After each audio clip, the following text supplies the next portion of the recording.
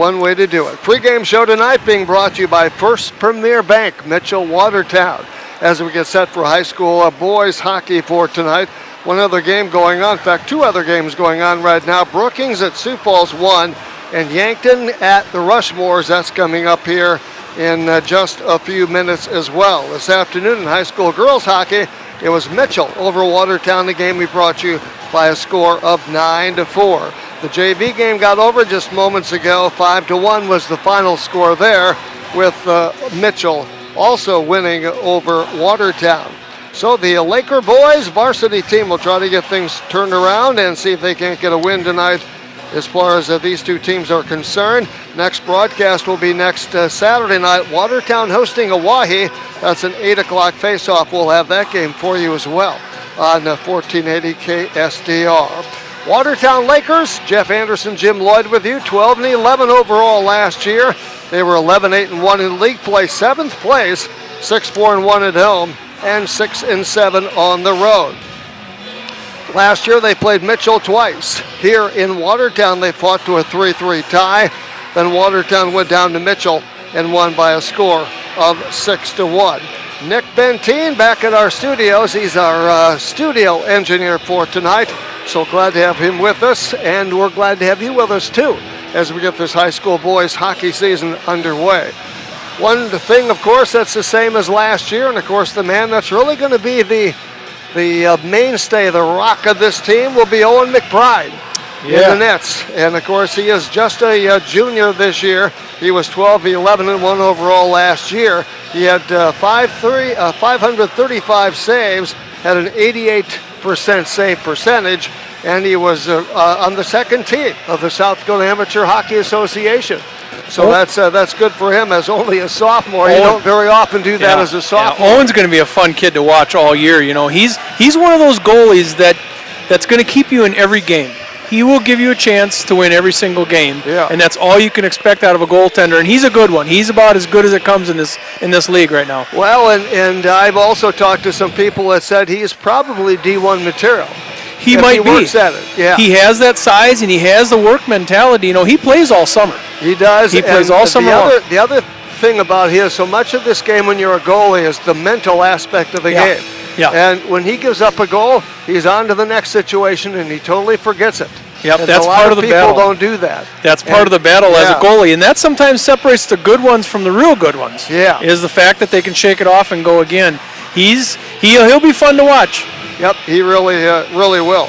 You look at the Mitchell team real quick, and they, of course, have only 2 seniors on their boys' team this year, 6 juniors, 8 sophomores, and 6 freshmen, a total of 22.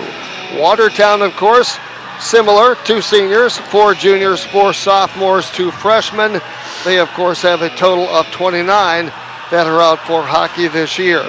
So both these squads getting set to go, getting the season underway. We hope to talk with Evan Witt, Watertown's new head boys coach. He replaces Jamison Spearing, but we had hoped to get him on in the pregame show. May not work out, but we'll see if we can't get him on in the postgame show anyway, as far as that's concerned. So it's a busy day of hockey because they started about 10 o'clock this morning with Mitchell. Mitchell brought the whole city.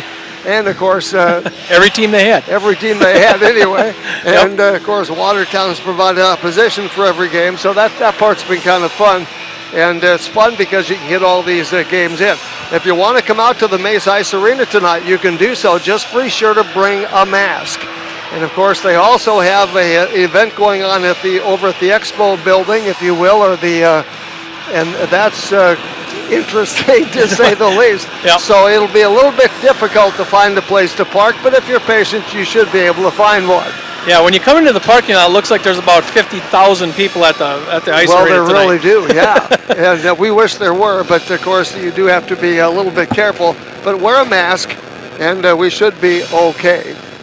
All right, so we are glad to have you with us tonight. Let's look at the 2 teams, and of course what they've done tonight, they actually resurfaced the ice because Watertown came out and warmed up, and they resurfaced the ice. And typically they're going to not do that so much as come out, warm up, and then they would start playing. But they resurfaced the ice contrary to what they did as far as the girls' game was concerned. Yeah, that's going to be one of the differences that we're going to see this year. There's going to be, the players will not go in the locker room after warm-ups. They're going to warm up, they're going to introduce the lineups, and they're going to play. All right, so we look forward to that. Mitchell, of course, comes out, and I would say with the black uniforms, white shoulders, the white numbers, they'll be defending the goal to our left, and of course, Watertown defending the goal to our right. Now, of course, they put another 9.5 minutes back up on the clock when we thought they were about ready to go. So this is actually more of a warm-up right here as far as these two teams are concerned. Who's gone from last year? Quite a few people. Quite a few people are gone, but what's really gone from the Lakers from a year ago is the scoring. That's where Watertown's going to have to really pick things up with this new bunch of kids, because the kids that graduated last year, if you will, scored some 56 goals and 47 assists from that senior class. 56 goals is what they have to, again, replace. They, of course, lost Mason Evans with 14 points. They lost Jacob Van Dusseldorf, who had 13 goals last year, 14 from Connor Bramer. They had 4 from Devin Matson. They had 3 from Mason Lloyd. They had 6, of course, from Jared Slabotsky. They're all gone. So that's what the biggest thing they have to overcome here is 56 goals, 47 assists from that senior year, a year ago. And of course, a year ago, the boys' coach of the year was Jake Eide of Huron. We'll see Huron and Jake Eide a week from tonight. That will be an 8 o'clock face-off. So an interesting year last year, and of course, it'll be interesting. Caden Rollins, Mason Evans, Mason Lloyd, Devin Matson, Jacob Van Dusseldorf, all, of course, made the academic all team 1 year ago. How you doing? We mentioned some other games going on tonight. Now I've got to find my sheet of paper, but our pregame show tonight brought to you by First Premier Bank. We are appreciative of those people making this all possible. So we'll do that, getting our cameraman in place, and we'll see how this all works out tonight. We didn't have a cameraman earlier today. Some other games we mentioned going on tonight as far as the boys are concerned, with Mitchell here at Watertown, Brookings at Sioux Falls 1, and of course Yankton is at the Rushmores for tonight. Tomorrow it'll be Yankton at the Rushmores, and Sioux Falls 2 will be at Mitchell. Some other college hockey games tonight: Arizona State at Wisconsin, with Northern Michigan at Michigan Tech, Bemidji at Minnesota State, Lake Superior at Ferris State, and of course Michigan State is at Ohio State. That is in the Big Ten. So we have all kinds of good people up here to help out with the camera and things like that for this boys game for tonight. Don't know that you're going to be able to hear it. If you go to your video, you can go to YouTube and then look up on YouTube KSDR Radio. You'll have to listen on your radio as far as getting the sound. We haven't been able to correct that situation, but we should have that all corrected, I'm sure, by next week. All right. So Jim Lloyd, another exciting year, and we look forward to the broadcast. Look forward to these two teams. Watertown very young, Mitchell very young. Same thing with the girls. So we're going to find out where that scoring potential could come from as far as this team is concerned. Kyler Krantz last year had a couple of goals. The one that comes back, Blair Boomsma, had 3 goals, but really was Austin Green who will be back. Green, of course, with 9 goals and 1 assist. A year ago, he was the person that didn't score those 56 goals among the seniors. So that sounds good. Yes. So this team, you know, when I did the lineup here this morning or today, and I was looking at it, and the first thing that comes to mind is young. Yes. You know, you look at this Laker team, and everything is different. Everything from the coach to their potential scorers this year. Obviously, somebody will step up. I think Green is going to step up. I think you got Max Evans that's going to step up, and there are some guys that can put this thing in the net. You know, so it'll be interesting to see who surfaces, and you may not know that until a couple weeks into it, but I do think there's going to be some kids here that can put it on the net. Well, and Ethan Beebe was questionable for tonight. He is out there warming up. He's supposed to be on that second line with McBride and Kyler Kranz. He is out warming up tonight, so we'll have to see if he starts. Otherwise, Ethan Scott would start in his place. Of course, Austin Green, Blair Boomsma, and Jake Bramer will be starting on that first line tonight. Defensively, it'll be, of course, Grayson Bowling and Parker Sheehan. Parker Sheehan, of course, one of only 3 seniors. I had fun with Parker the other night. I showed up at practice, and Parker comes over and goes, "Can I help you?" And I, of course, told him later, I said, "I really wanted to tell you I was a scout for the St. Louis Blues." and of course, he got a kick out of that later on when I told him, but I told him, "No, I was just there to watch hockey." So then he said, "Well, if you need anything, let me know." And things like that, which I thought was quite fun. And then, of course, we got a chance to talk with a number of the kids the other night at practice, which was kind of fun to do. Owen McBride and some of those. Yeah. And, of course, Evan Witt. So it was really quite entertaining to come to practice. Their practices of late, anyway, have been Tuesday, Wednesday, and Thursday. And we're talking 9 o'clock at night going till about 10:30. And, of course, on the girls' varsity side, they've been the early morning people. They've been having practice starting at 5:45 in the morning. Yeah, and that all changes now. Yeah, so you find out how that all turns out. But that's kind of interesting also. And, of course, Evan Witt told me, he said, well, at some point we'll have to do that 5:45 they will. Practice during the course of the year, so they all take their turn. And so it's really kind of fun. The other player that's out of the lineup tonight, Jeff, is Ryan Riddle, and he will be out for the year. They did have a scrimmage last weekend down in Brookings, and he suffered a severe knee injury. Okay. And we wish him the best. I hope he's watching tonight. And, Ryan, if you hear us, or Mom and Dad, we're thinking about him, and he's definitely missing from this team this year. So we'll be thinking about him all year. Okay. So speedy recovery, but that can be a long road. And, of course, knowing that, just be patient with it. Take it at a time. It's easier said than done, let me tell you. But be patient with that, and we hope the best for you as well. So looking forward to this broadcast tonight. Our next one will be a week from tonight. Watertown, of course, will be defending the goal to our right, and naturally Mitchell defending the goal to our left. These two have always had some pretty good matches over the years. Mentioned last year, Watertown won at Mitchell 6-1, but first game up here last year was, of course, a 3-3 tie when those two played. We were scheduled last year to have Mitchell in the very first game. You'll recall the weather got bad. We got snowed out, and so that did not turn out to be the first game of the year, but they did fight to a 3-3 tie as far as that's concerned. Yeah. So some different numbers. If you don't have a program tonight, if you're in the stands listening, you might want to get a program just because there's some names out here that you may or may not recognize. Yeah, I agree with you. Over the years, we've always competed quite well with Mitchell. Everybody has their ups and down years, but it seems like Watertown and Mitchell are always battle about the same and real evenly matched. Yeah, which makes it fun. And, of course, we'll bring you this year all the home games for the Lakers, but we'll also go on the road this year. Like last year, we went to Brookings, we went to Aberdeen. We'll have the Pier game for you this year, and I believe also the Huron contest. That has been questionable, but I do believe that we will be going to Huron.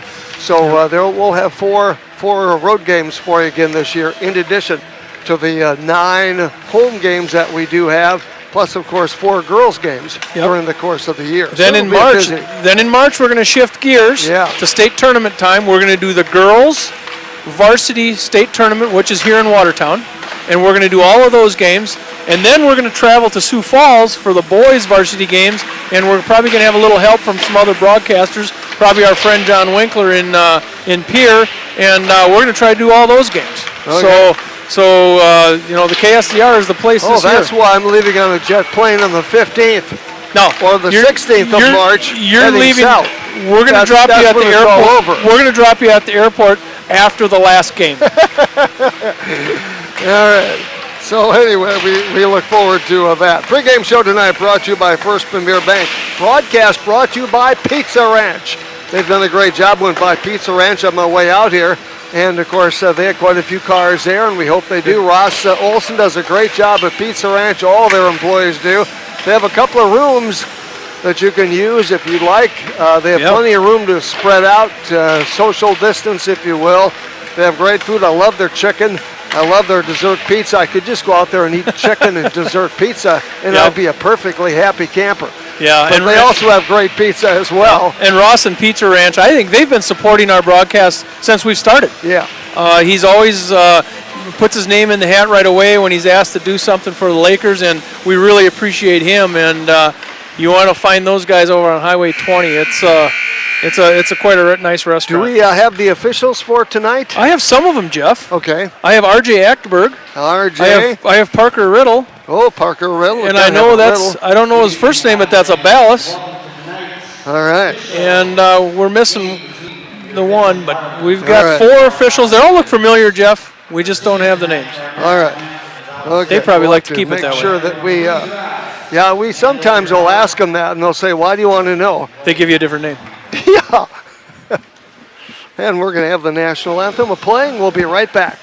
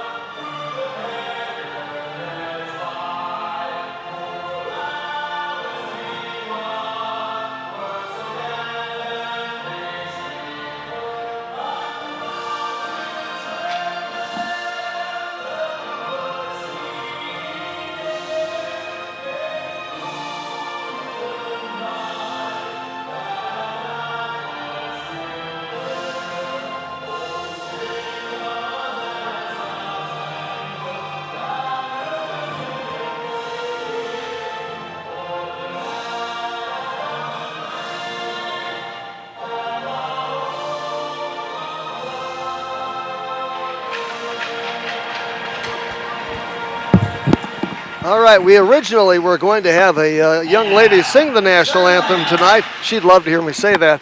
And, of course, she came down with COVID. And so we said, that's fine, stay where you are. So, unfortunately, we wish all those COVID people a speedy recovery as we get set for high school hockey for tonight. If you're under weather with a flu, a cold, whatever the case may be, we hope that you're home and maybe in bed or at least comfy. And we'll see if we can't cheer you up just a little bit. Nick Lord, Eric Biggerstaff, and Josh Grosdidier will do the starting tonight. And, of course, defensively, Aiden Petrick and also Ashton Reimnitz.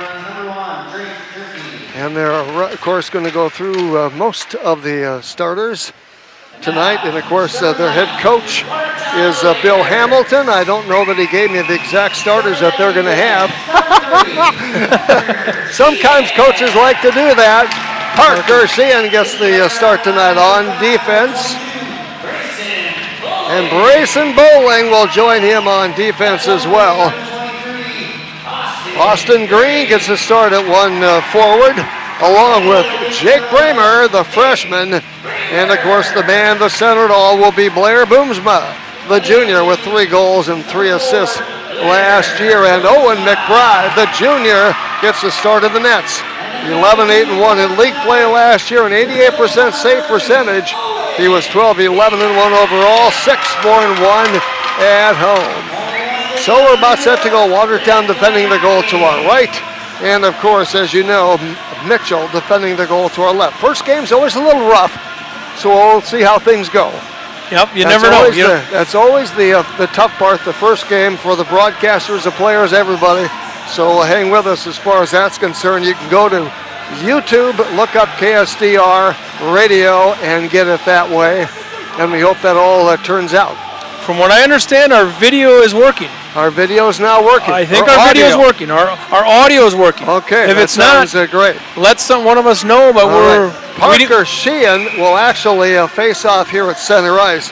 He goes against Eric Biggerstaff. No, now it'll be Blair Boomsma. That's what I thought it would be.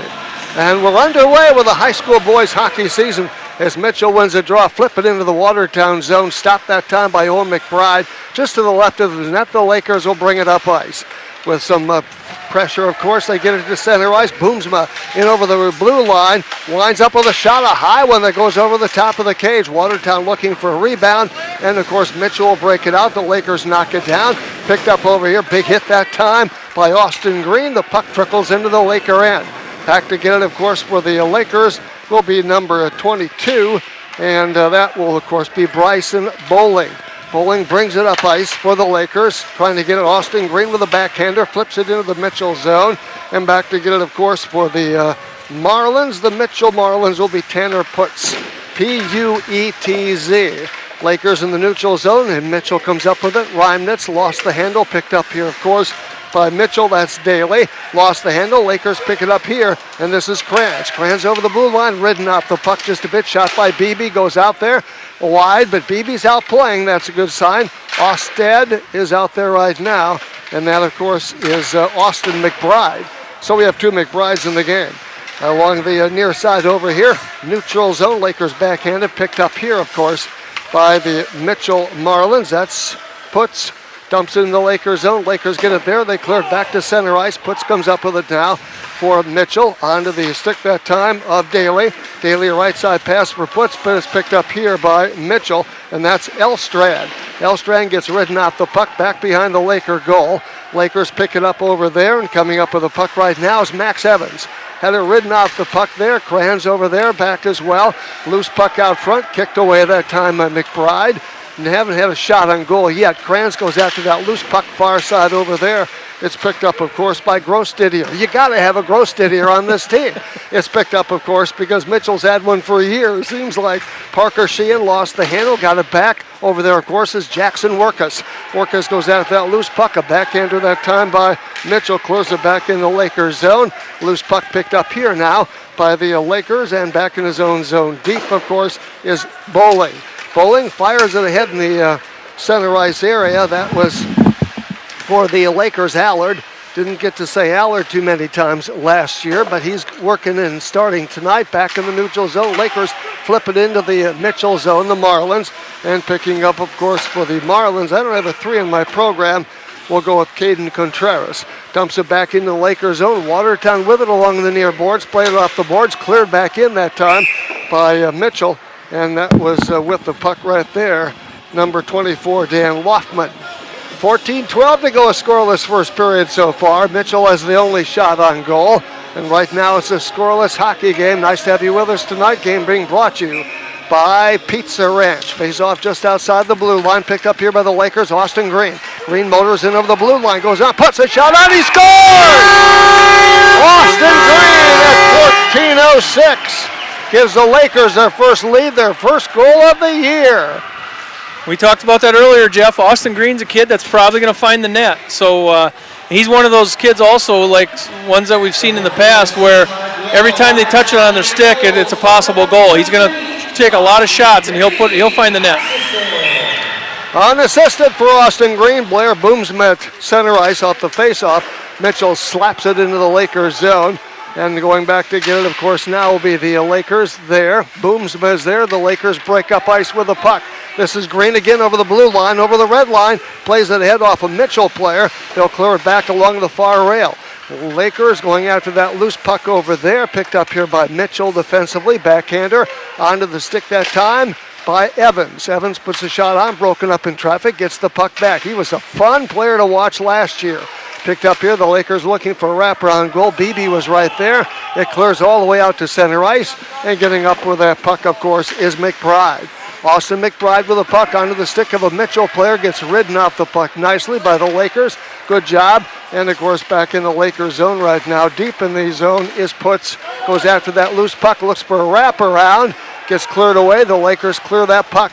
Long lead pass, long pass all the way down the ice. Icing cold against the Lakers. But a 1-0 Laker lead at 13:05 to go in period number 1. Game tonight, as mentioned, brought to you by Pizza Ranch. Earlier today, Mitchell over Watertown varsity girls action.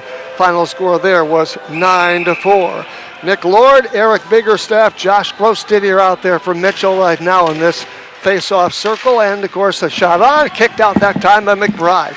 Goes far side, far rail over there. And, of course, over there going after that puck is McBride. picked up there by Sheehan. Back behind the net it goes.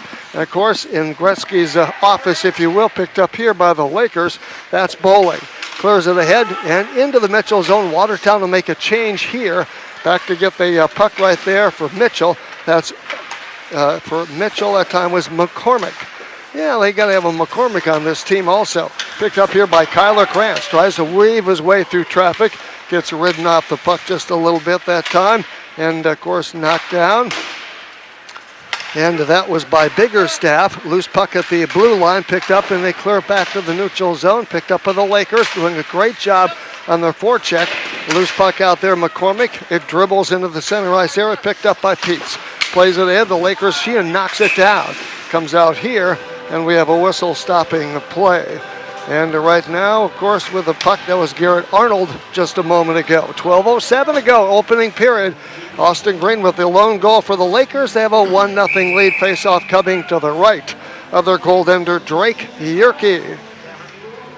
On this face-off, Lakers out there right now. That was Allard. Gets the ball out along the, or shouldn't say the ball, but the puck out here. Picked up here by Daly. Puts a shot on. He's kicked out that time. Back to help out, of course, is Bowles, as McBride made the big save there, getting on that stick, of course, for Mitchell, and that turns out to be Patrick, their defenseman. He's a very offensive-minded defenseman, though. Back in the neutral zone, Marlins control the puck. Lakers knock it down. Getting back to it, of course, for the Marlins is number 29, and that, of course, was Reimnitz, R-E-I-M-N-I-T-Z. Loose puck along the far board. Reimnitz clears it ahead on the stick that time of Daly. Almost poke checked away. It was. They come back. The Lakers did a great job of forechecking. Link wide pass. Too far that time for the Lakers. Going after it that time was Tommy Foley. Picked up here by Boomsma in the neutral zone. 2-on-3. If Mitchell hurries, getting over the blue line, then playing it into the zone that time was Putz for Mitchell. 11:03 to go to rattle off 6 minutes of this hockey game. Lakers with the puck right now. Everybody getting a chance to play. Green flips it into the Mitchell end. Goes after that loose puck back behind the net. Circles around, looks back out front. Lakers can't hold the zone. Goes back to the neutral ice area. Rink wide pass picked up here by the Lakers along the near boards. That's Parker Sheehan. Puts a shot on. Goes a little bit wide. Rebound comes out along the far rail over there. Getting to it is Jake Bramer. Then they put a shot from the blue line, but it was broken up in traffic. Here's Boomsma. Skates in, puts a shot on, he scores! Way Boomsma! At 10:30 gives the Lakers a 2-0 lead. His first goal of the year. Blair Boomsma spotting up nice for that one. It took him a little bit to clear himself out, but he knew exactly where he was going to put that. Put it over the right-hand corner of the goalie. Nice shot. He did. Drake Yerke is a sophomore playing for this team, and he's down now 2-0, though Mitchell's outshot him 4-3. Brand new coach has to be feeling well. Right, he really does. And of course, Ethan Beebe, the face-off circle, gets that puck over to McBride, flips it into the Mitchell zone, and back to get it, of course, for Mitchell will be Arnold. Long lead pass, running it down, of course, is Tommy Foley. Flips it out here, gets around Arnold in the neutral zone. Here comes Krantz down the left side, puts his shoulder into his man, takes a big hit that time in the boards, and we have a whistle. We may have a offsetting penalties here at 10:07. We're going to have offsetting, and my guess is when Krantz kind of stuck his elbow there, and then he probably got him on the second one. So I think Peets will go, and also, of course, Krantz. So it'll be offsetting penalties, if you will, 4-on-4. Krantz was going into the zone there and kind of made an offensive hit, and then I think the second hit is what got him. He stuck an elbow up. Well, you can't do that? All right, for the Lakers, of course, kidding, we are indeed. And with her right now is Mason Thompson is out there as well. Look like Thompson getting a little playing time, and it flips up over the glass out of play. 10:03 left to go in period number one. 2-0 Lakers with the lead. Austin Green and also, of course, Blair Boomsma with the goals for the Lakers, and the face-off to the left of Drake Yerke. Out the face-off going after that puck was Thompson. Loose puck along the far rail, picked up by Mitchell, clear out here. Jumps over the stick of Foley, and it goes into the Watertown zone. Putting a shot on, right on, and making the save was Owen McBride off that shot for Mitchell by Josh Grossdidier. That's a great instance where it's really nice to have a guy like Owen McBride. He's one-on-one with the shooter. Foley is trying to catch the play and makes a great play. He does. Face-off coming to the left. Out there, of course, was Grosdidier and Biggerstaff. And with a puck right now, the Lakers. They win it, knocks his man down. That was Blair, I shouldn't say Boomsma, but Max Evans. And it's picked up here by Mitchell, skating in the slot deep, trying to get a shot off. Had a man there. Josh Grosdidier puts a shot on. Owen with another stop there. He had that puck behind him. He didn't really know where it was. He just ended up sitting on it. So it's a still 2-0 game. Mitchell is at advantage 5-3 shots on goal. Biggerstaff works it out there, wins the draw back to his man. Then, of course, over there, picked up Mitchell with a backhander, kicked out that time off the stick, the paddle of McBride. Lakers pick it up here. Near side, Parker Sheehan with a puck, skates into the blue line, lost the handle, picked up here by Boomsma, who has a goal, taken away that time nicely by Patrick. He fights for the puck along the near rail. They flip it out to center ice, flip it into the Lakers zone. Going after that puck is Grosdidier, right on goal, and again a save made by Owen McBride. 6-3 shots on goal for Mitchell, but Watertown leads on the scoreboard with 8:53 to go, 2-0. In period number 1, game tonight brought to you by Pizza Ranch. Face-off coming to the left of McBride, Elfstrand. Facing off here goes against Parker Sheehan. Shot, glove save made that time by Owen McBride. How did Owen see that? That was tipped. That was tipped. He got it anyway with his glove. Yeah, that was a great play. So Elfstrand again faces off here against Sheehan. Picked up that time by Mitchell from the point. It's inside the line. Shot broken up in traffic. Loose puck steered to the far corner. Over there, of course, is McBride. Clears it out here. Shot on. McBride makes the stop. McBride goes after the loose puck in the far corner. Mitchell stays with it. Tries to get a shot on goal. Loose puck. Who's there? And goes back behind the net. Picked up by the Lakers. Back there, I'm not sure what they did, but they came up with a puck. And that's Foley who flips it into the zone. He skates hard after that puck. He's working down there against Garrett Arnold. I can't get Garrett Arnold's name in my head, but that's all right. Tommy Foley is going to be quite a player, isn't he, Jeff? He can really fly down the ice. He can, and of course he's a list of many Foleys who played hockey. You bet. And I think all their kids have played hockey. That's a great tribute to the program, and they've done a great job with it. Off the face-off, okay, so Lakers win the draw in their own zone, lost the handle. Looks like Allard is out there. And then a little bump that time by the Lakers. And that is Osted. And it's picked up here by Osted, left wing. Looks for a centering pass. Had a man right there, Jackson Workus. Couldn't get the stick down to the puck. Parker Sheehan has it partially deflected, goes back behind the net, looking for that loose puck, of course, for Mitchell. And that was Patrick, the defenseman, picked up here by the Lakers. Putting a shot on was Allard, and Drake stops the shot, stops the puck. That was Yerke with the stop. At 7:40 to go, period number 1. Jackson Workus with a nice little backhand in front of traffic there. That's a pretty good heads-up play right there. He'll be a fun kid to watch this year also.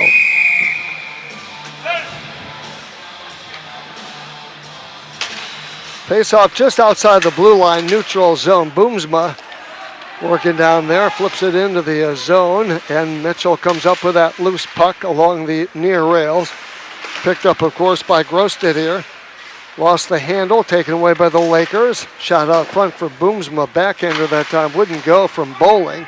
Loose puck comes along the near rail. Tommy Foley gets to it, then it's picked up here by Mitchell. They get out to neutral ice here, but they flip it into the Watertown zone. And going back to get it, of course, will be Max Evans. Last year he wore 14. This year he's wearing 10. He's got me spoofed. Shot on the way. Kicked out the paddle save made that time by Yerke. Loose puck far side. We have another whistle at 6:59 to go in period number 1. We're going to have a hook. Okay, Jeff and Jim with you. And let's see, that goes against Grosdidier. Grosdidier, yep. Okay. With a hook. So Lakers going to be on a power play here with 6:59 left. And they're going to face off down in their own zone. All right, face off to the right of Yerke. Kyler Kranz facing off down here. Goes against Elstrand. Loose puck, Lakers win the draw. Back, they hold the zone. Rink wide pass comes over here to Evans. Puts a shot on a bullet that gets deflected. Goes to the far side. Another shot broken up in traffic. Mitchell comes up with it. 3-on-2 if they hurry. And the skating with that puck, putting a shot on, broken up nicely that time by Evans. Lakers pick it up along the far rail. And we have another whistle stopping play at 6:35. We're going to have interference, was the call. Oh, and it's going to be interference against Max Evans. He went over to make the play over there and probably got in the way after the puck was gone is what happened. So Max Evans is going to sit 2 minutes. So he'll go out. So we'll really play 4-on-4, if you will, for the next minute 37. Face off here as Sheehan just over the blue line. Faces off against Elstrand. Back out here comes to Mitchell. Mitchell controls the puck. That's Patrick in his own zone. Far side gets tangled up by Sheehan. He plays it ahead into the Lakers zone. We have a whistle. May have been offside at 6:25. Yep. So 8-5 shots on goal right now for Mitchell, but Watertown leads on the scoreboard 2-0. Jeff and Jim with you. And of course Nick Benteen back at our studios. Face-off coming left of Yerke in the Mitchell zone. Boomsma works down there. Shot on against Elstrand. Puts a bullet on that goes high over the glass. High over the net. Picked up here by Parker Sheehan along the near boards. Then getting in there, of course, Sheehan. And then the Lakers put a shot on as well. And that was Ethan Beebe. Beebe with the puck has it poked away nicely that time by Patrick. Patrick skates with the puck to the Laker blue line over the left side. Doesn't have anybody to play with him. Looking for help. Puts a shot on that goes wide of the mark, and Boomsma comes up with it now for the Lakers. Rink wide pass a little too far that time for Sheehan. He'll skate after that puck. And going after it, of course, is Nick Lord for Mitchell. Lord and Parker Sheehan battle after that puck. Puts a hit on that time. Sheehan gets quickly back up though. Lakers keep it in at the point. They'll hold the zone, if you will. Getting to that puck, overskating at that time was Sheehan. Backhander that time by the Lakers. They flip it in, and that of course is Workus. Flips it back in. Mitchell gets it, clears it back to center. Lakers with the puck far side. Boomsma. Boomsma along the far rail, works around it. Mitchell defender, still back in his own zone. Clears it ahead now for Sheehan. He gets it knocked down by Putz.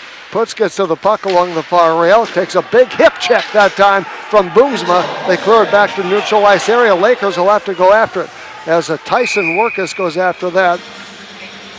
Jackson Workus, I beg your pardon, goes after that loose puck. So face-off coming to Yerke to his right in the Mitchell zone with 4:52 to go in period number 1. And it'll be Trey Allard who will be in the face-off circle. Allard there. The Lakers trying to get their guys on the ice. They needed one more. They did get one more out there. That, of course, is Bowen. And off the face-off, Lakers win the draw. Allard shot right on from point-blank range that time by Workus. Couldn't get it in the net, though. Loose puck out here, picked up by Mitchell. They're cleared in the neutral ice area. Jumps over the stick of McBride back in the Lakers zone. But he hustles back, puts on the stick of a Mitchell player, gets ridden off the puck that time by Evans. Loose puck out there. That was a dangerous situation. Picked up by McBride. He'll clear it all the way down the ice. Lakers will get icing, but they'll also get a chance to get settled just a little bit. They got a bit of a break there. Yeah, they did. 4:28 to go. 10-6 Mitchell leads with shot on goals, but Lakers on the nothing lead thanks to goals by far side picked up there by the Lakers. They'll clear it off the boards back in the neutral ice area. Arnold knocks it down. Lakers get to the puck, and back to get it, of course, will be McCormick. His rink wide pass onto the stick of a teammate. He overskates the puck. That was off Gross-Didier. Can't get his name and number to put together tonight. Picked up here, of course, by Krantz. Gets ridden off the puck. Lakers may have been offside. Yep, I think we're just barely offsides there. Barely offside. Just barely. At 4:08 to go in period number 1. We'll talk with the new Watertown Hockey Executive Director. That'll be Serena Schlapko in between periods. Face off just outside the blue line. Elstrand works down there against Beebe. Lakers win the draw. They dump it into the Mitchell zone. Going after that loose puck, of course, is Arnold far side. Lakers pick it up, put a shot on. Broken up in traffic. Mitchell keeps it in their own zone. Lakers hold it right there. Foley gets to that puck along the near rail. He works down there against one of the Mitchell players. Loose puck comes out here. Lakers knock it down. Now it's picked up by Elstrand. Elstrand stick handles a puck down the left side over the blue line. Lakers zone. Looks for a wraparound. Gets ridden off the puck. The Lakers pick it up with 3:36. And bring it back up ice are the Lakers. They dump it in, and it's like a dump and chase that time. Going after that puck was McBride. McBride in the corner gets ridden off the puck, and the Marlins pick it up. Kranz will provide some pressure, though. Here near side is Arnold. Arnold long, broken up nicely by the Lakers. Nice job that time. Backhander, shot on, blocked that time. Broken up off the stick of Bowling. Lakers pick it up. They overskate the puck, battle for the puck with 3 minutes to go in the period. Arnold over there. Also a teammate under the stick of the Lakers, put a shot on, broken up in traffic. Putz goes after that loose puck back behind the net. Lakers get to it, try to get something going there. Green is back there right now looking for a centering pass. Comes up with a puck, puts a shot on, broken up that time. Boomsmo's right there looking for the errant shot. Puts a shot on, broken up, stopped that time in traffic. Picked up here by Arnold. Lakers hold the zone, that's Sheehan. Along the near side, takes a big hit as he puts his man into the bench almost, right in front of the bench. Picked up here, that was Daly with a puck right now trying to stick handle that time was for the Lakers. That was Parker Sheehan, goes right on with 2:20 to play in the period. 2-0 Lakers, the difference right now is an Austin Green and a Blair Boomsma goal, 2-0. Face off to the right of Yerke in the Mitchell zone. Lakers working hard down there. Allard was in there. Among others, far side, Lakers hold the zone. That's Evans. Plays it back beyond the Mitchell zone. Going after it over there for Mitchell is Patrick along the near rail. Loose puck picked up here by Mitchell. That's, as you know, Biggerstaff. Closing in the Lakers zone with 1:52 to play in this period. Battling for the puck, Lakers deep in the slot.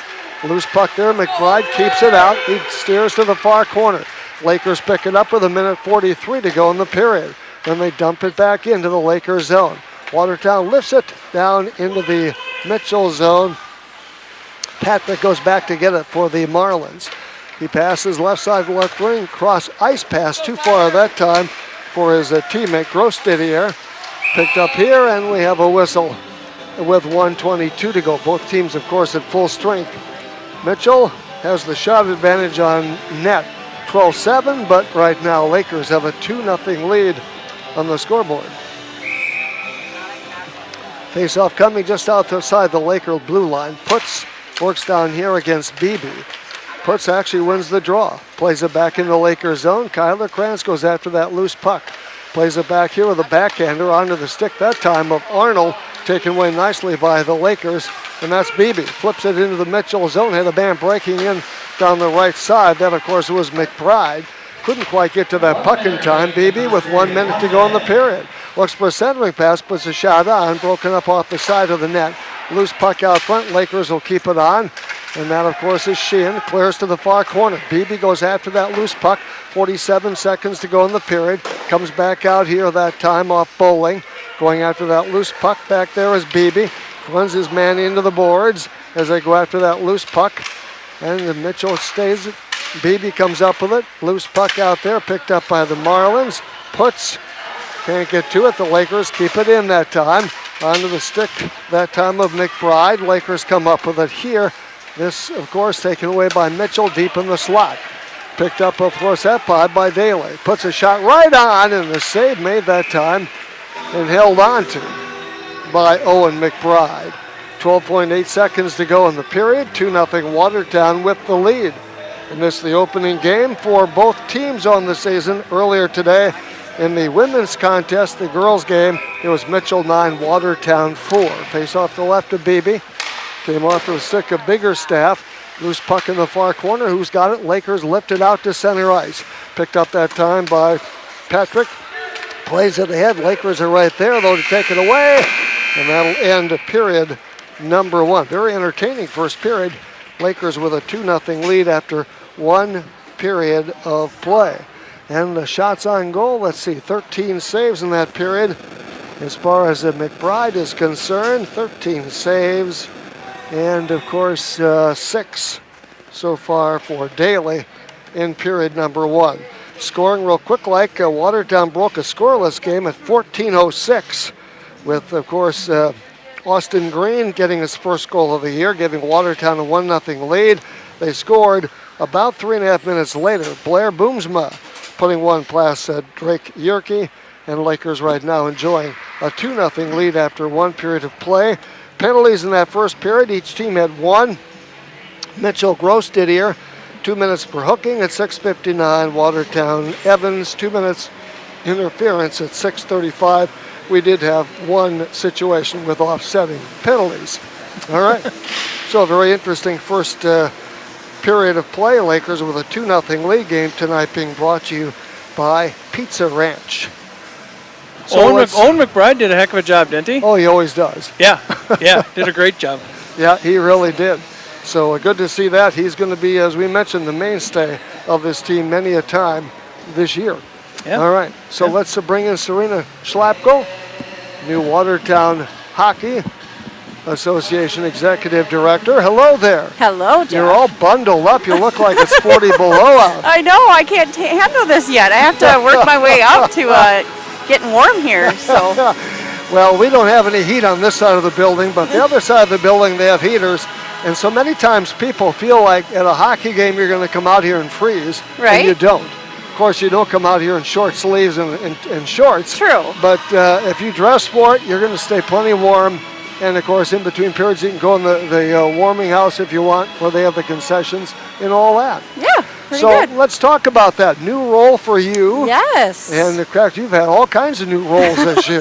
Yes, it's been a year of changes for 2020. It really has, yeah, so far in a lot of ways. But you're now the new Watertown Hockey Executive Director. I guess I could put it that way. So what shall we say, lured you to this particular job? Well, it kind of fell in my lap a little bit.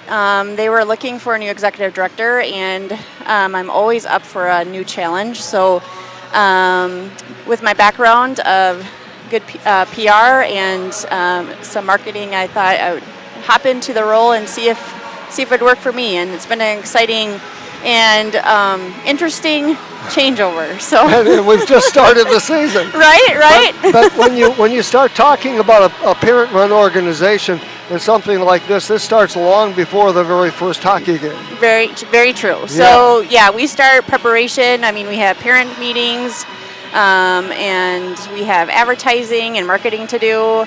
We have initiation hockey to start, and so there's a lot of things that go into play to get this season started. So really, when you look at it, although you might think the season itself is about 4 or 5 months long, it really runs year-round to make everything work. Correct, because even in the summertime, we have a fundraiser, and we have an annual golf tournament as well to raise money for the association, so that kind of helps us along through the year, and there's always preparation for that as well throughout the year. All right. And, of course, you take in a lot of money as far as programs are concerned. You take in a lot of money as far as all the advertisement, the billboard advertisements here at the arena, too. That brings in a sizable chunk of change, doesn't it? It does. And there's a lot of legwork to it to contact over 100 sponsors that we have through the program and throughout the rink here. So, which makes it quite interesting. And it has been an interesting year with COVID too. So what has been your biggest surprise so far? We'll get to COVID in a minute, but what has been your biggest surprise so far? I knew before, but my biggest surprise is probably how passionate hockey families are, and which is great. We're here for the kids, so that's our main concern, and so they're 100% for the kids and passionate about it as well. So. And you'll notice over the years that a lot of these kids, once they start hockey, whether it's at Pee-wees, whatever level, they'll stay their whole high school, their whole career playing sports. Correct. Yep. Yeah.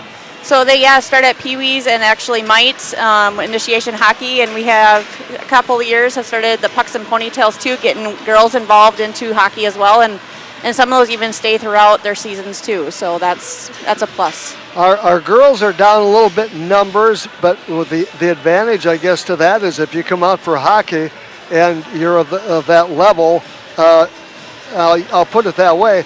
But you're gonna get a chance to play a lot of games and play a lot of hockey. And let's face it, when you go out for sports, you want to participate, you want to be able to play. You're going to get the chance to do that. Right, and they meet good friends throughout the years and become kind of like sisterhood. So it's kind of nice. Yeah, it really is kind of fun. We don't have the big numbers for girls, and it'll fluctuate a little bit in every program. I think Mitchell had just a few more kids than we did, but their situation is much the same, and it'll do that, of course, during the state. Just 9 girls teams this year as opposed. I know that Rushmore did not field a team, and I'm not sure who the other team was that didn't field. So let's talk a little bit about COVID, because you move into a brand new role, something you've not done before, and then of course this ugly thing comes along. Yeah. And that really raises a few questions, and I'm sure you've had numerous meetings on that, things you can do and can't do, and what we need to do to keep it safe so the kids can play. And even at that, there will be situations where maybe a game or two could get postponed or whatever this year. Right. So as an association, we've worked really hard to kind of plan for to make sure that our players are hitting the ice. So any precautions that we can take through fans or through the public, we have a certain protocol. We encourage everybody to wear masks, stay 6 feet apart if you can, hand sanitize, the basic protocol. But it's like everything else. It's a learning game. So it adjusts every week.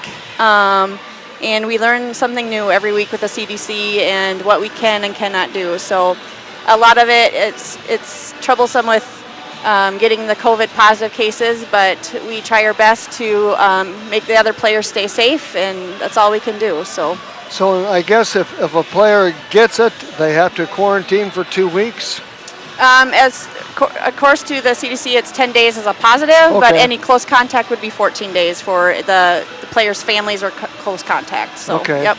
And then, of course, when you walk in the door, there's a door that you come in now. There's an enter and an exit door. Before, you could just open up the doors and kind of walk in. Right. And they've kind of changed that a little bit. You have quite a few places around the arena that have hand sanitizer, things like that you can do.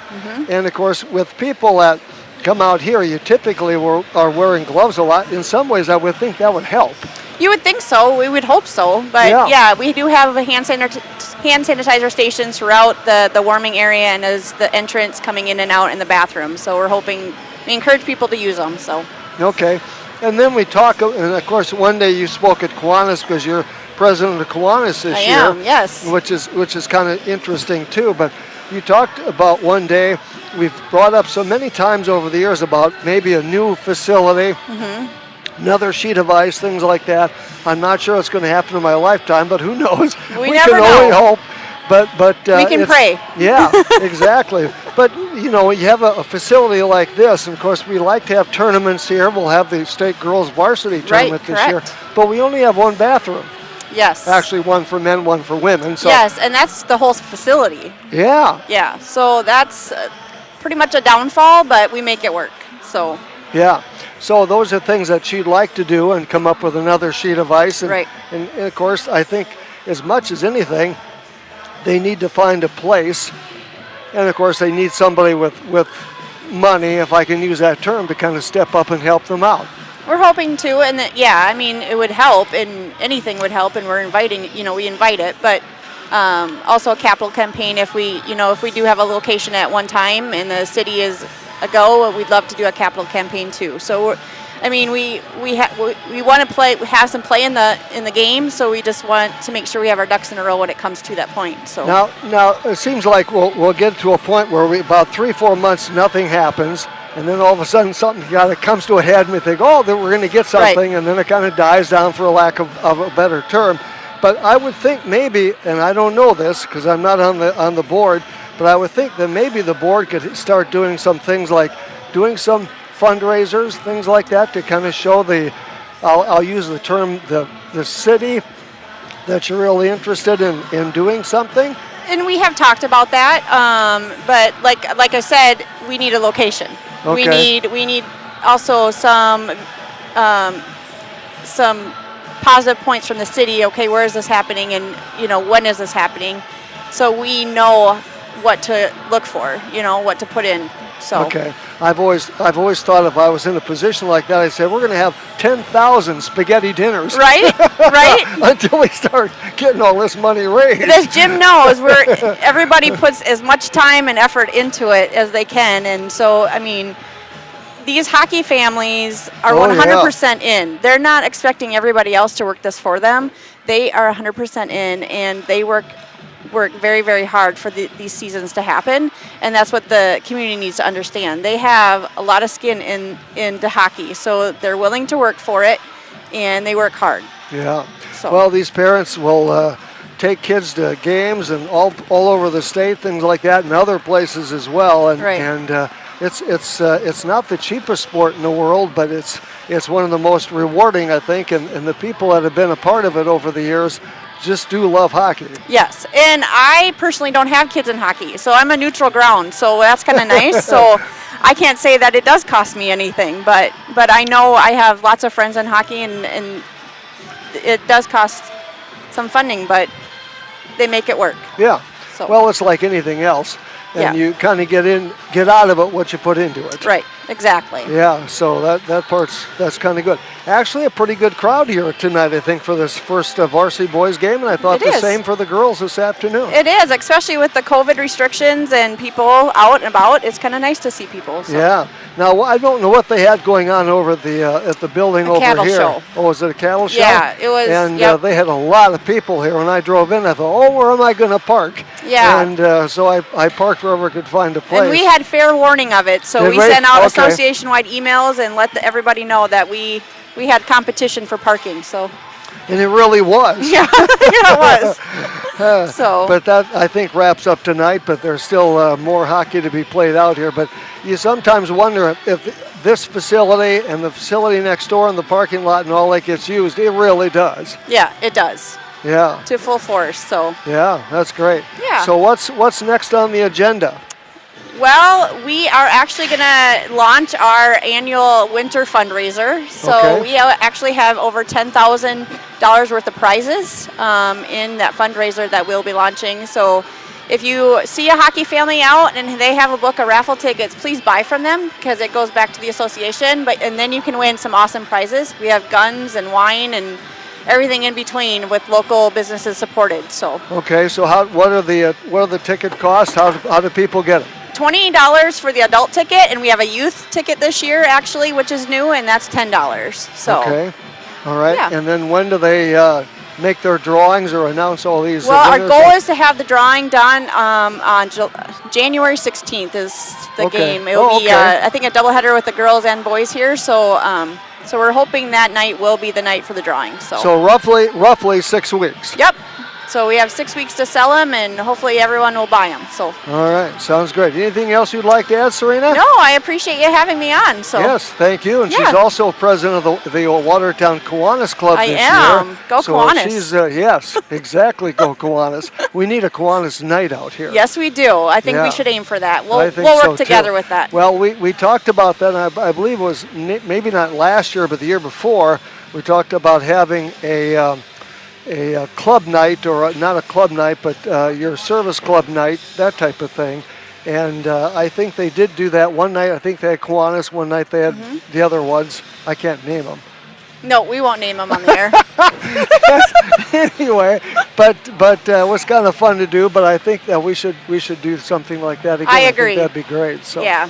Good. Awesome. Thank you for coming up. I appreciate it very much. Thank you for having me. Good luck. It'll be an interesting year. Yes, it is. Thank you. Thank you. Serena Schlapko, who's the Watertown Hockey Association Executive Director. 2-0 right here. 1 period complete. And, of course, glad to have you with us tonight. 1480 KSDR, Watertown, South Dakota. Jim and Joe.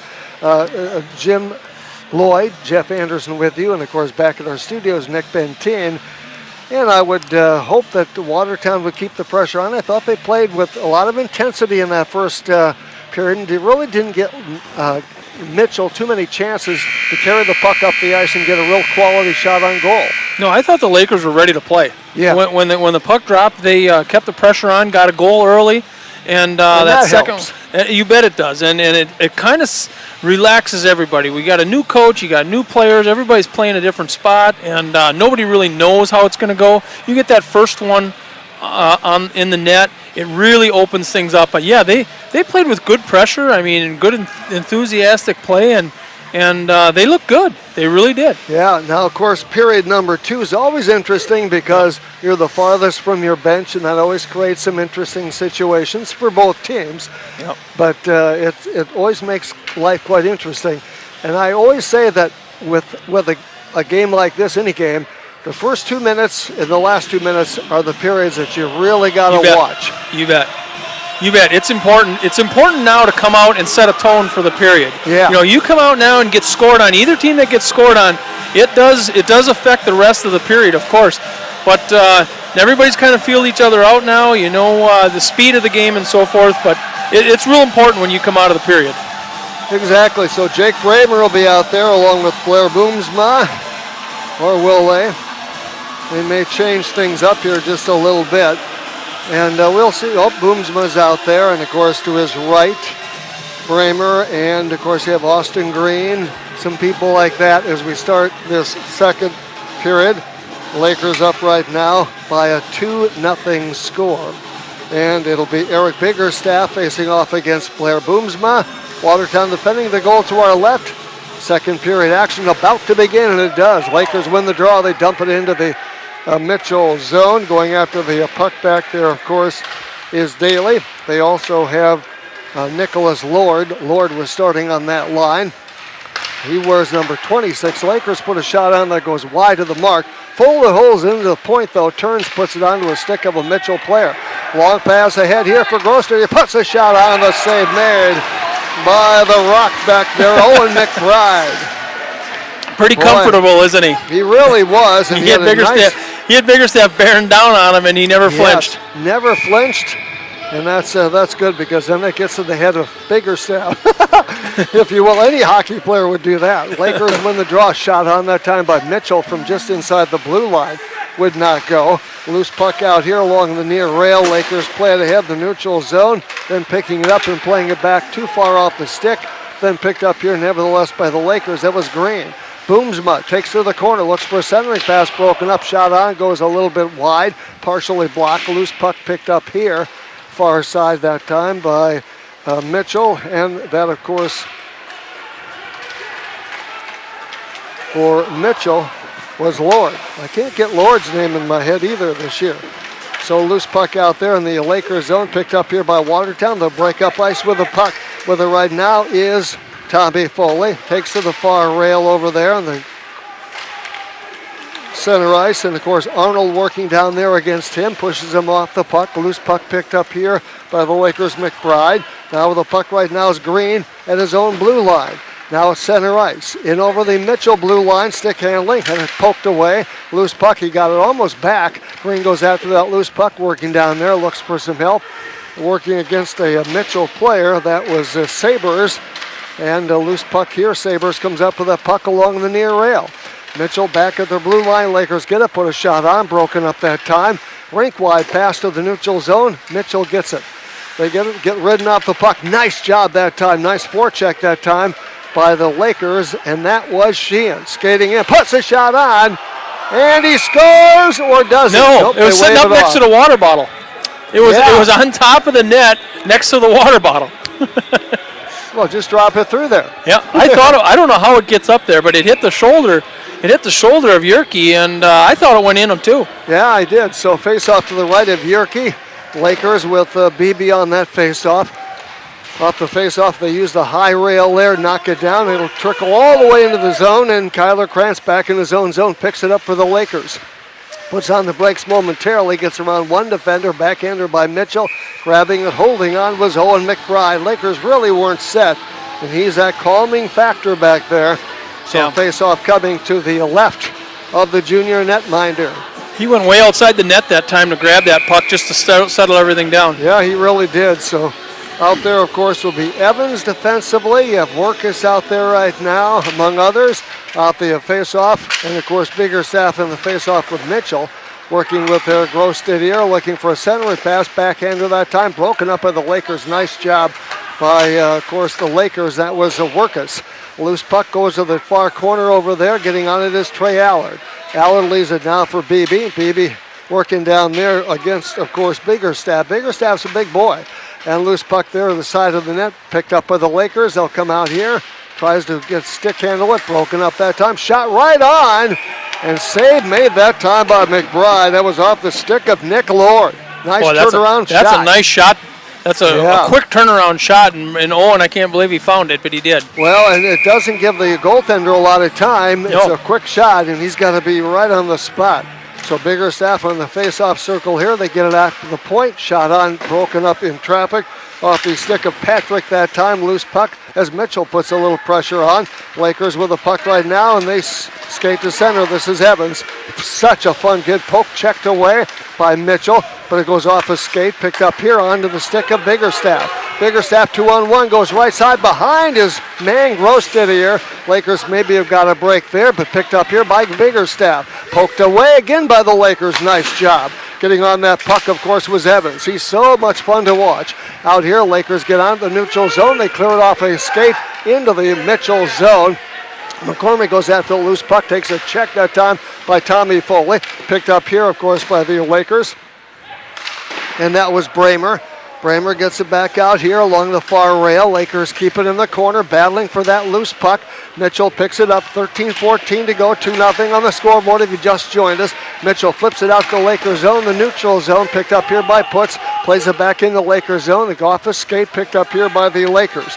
Along the near side, long lead pass for Krantz. Couldn't control it, got it back though. Off skate, puts on the brakes. Looks for a centering pass, gets ridden off that puck by a Mitchell player. Nice job there, good forecheck.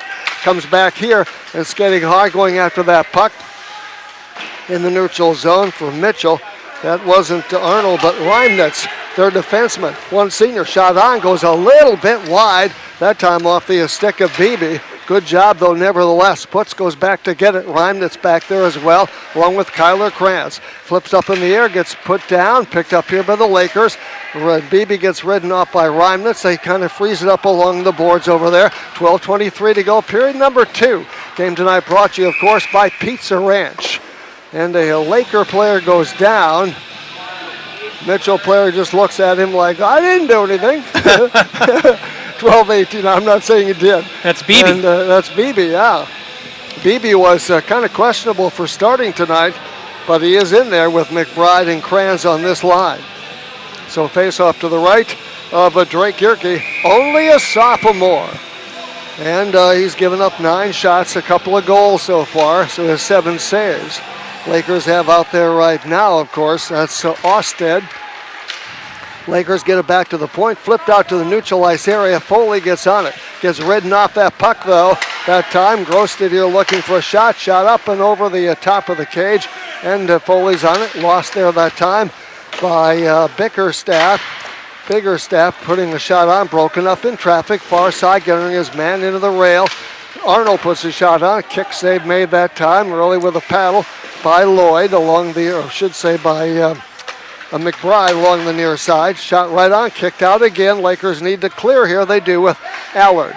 Allard clears it ahead. It'll go all the way down the ice. And icing called against the Lakers at 11:35. You'll see a lot of icing calls in the second period because that's how you get a chance to make changes. Right. And when you're that far from your bench, you sometimes get stuck out there in a line and it gets to be a long time. Coach Witt playing his third line. I think the third line's done a really nice job tonight. I think so too. Right out there right now, of course, is Boomsma on this face-off. Lakers win the draw, but it's poked back in the Lakers zone. Going after it, of course, over here is Evans. Plays it back behind the Laker goal. Picked up here by Boomsma. He can fly down the ice, in over the blue line, down the left side.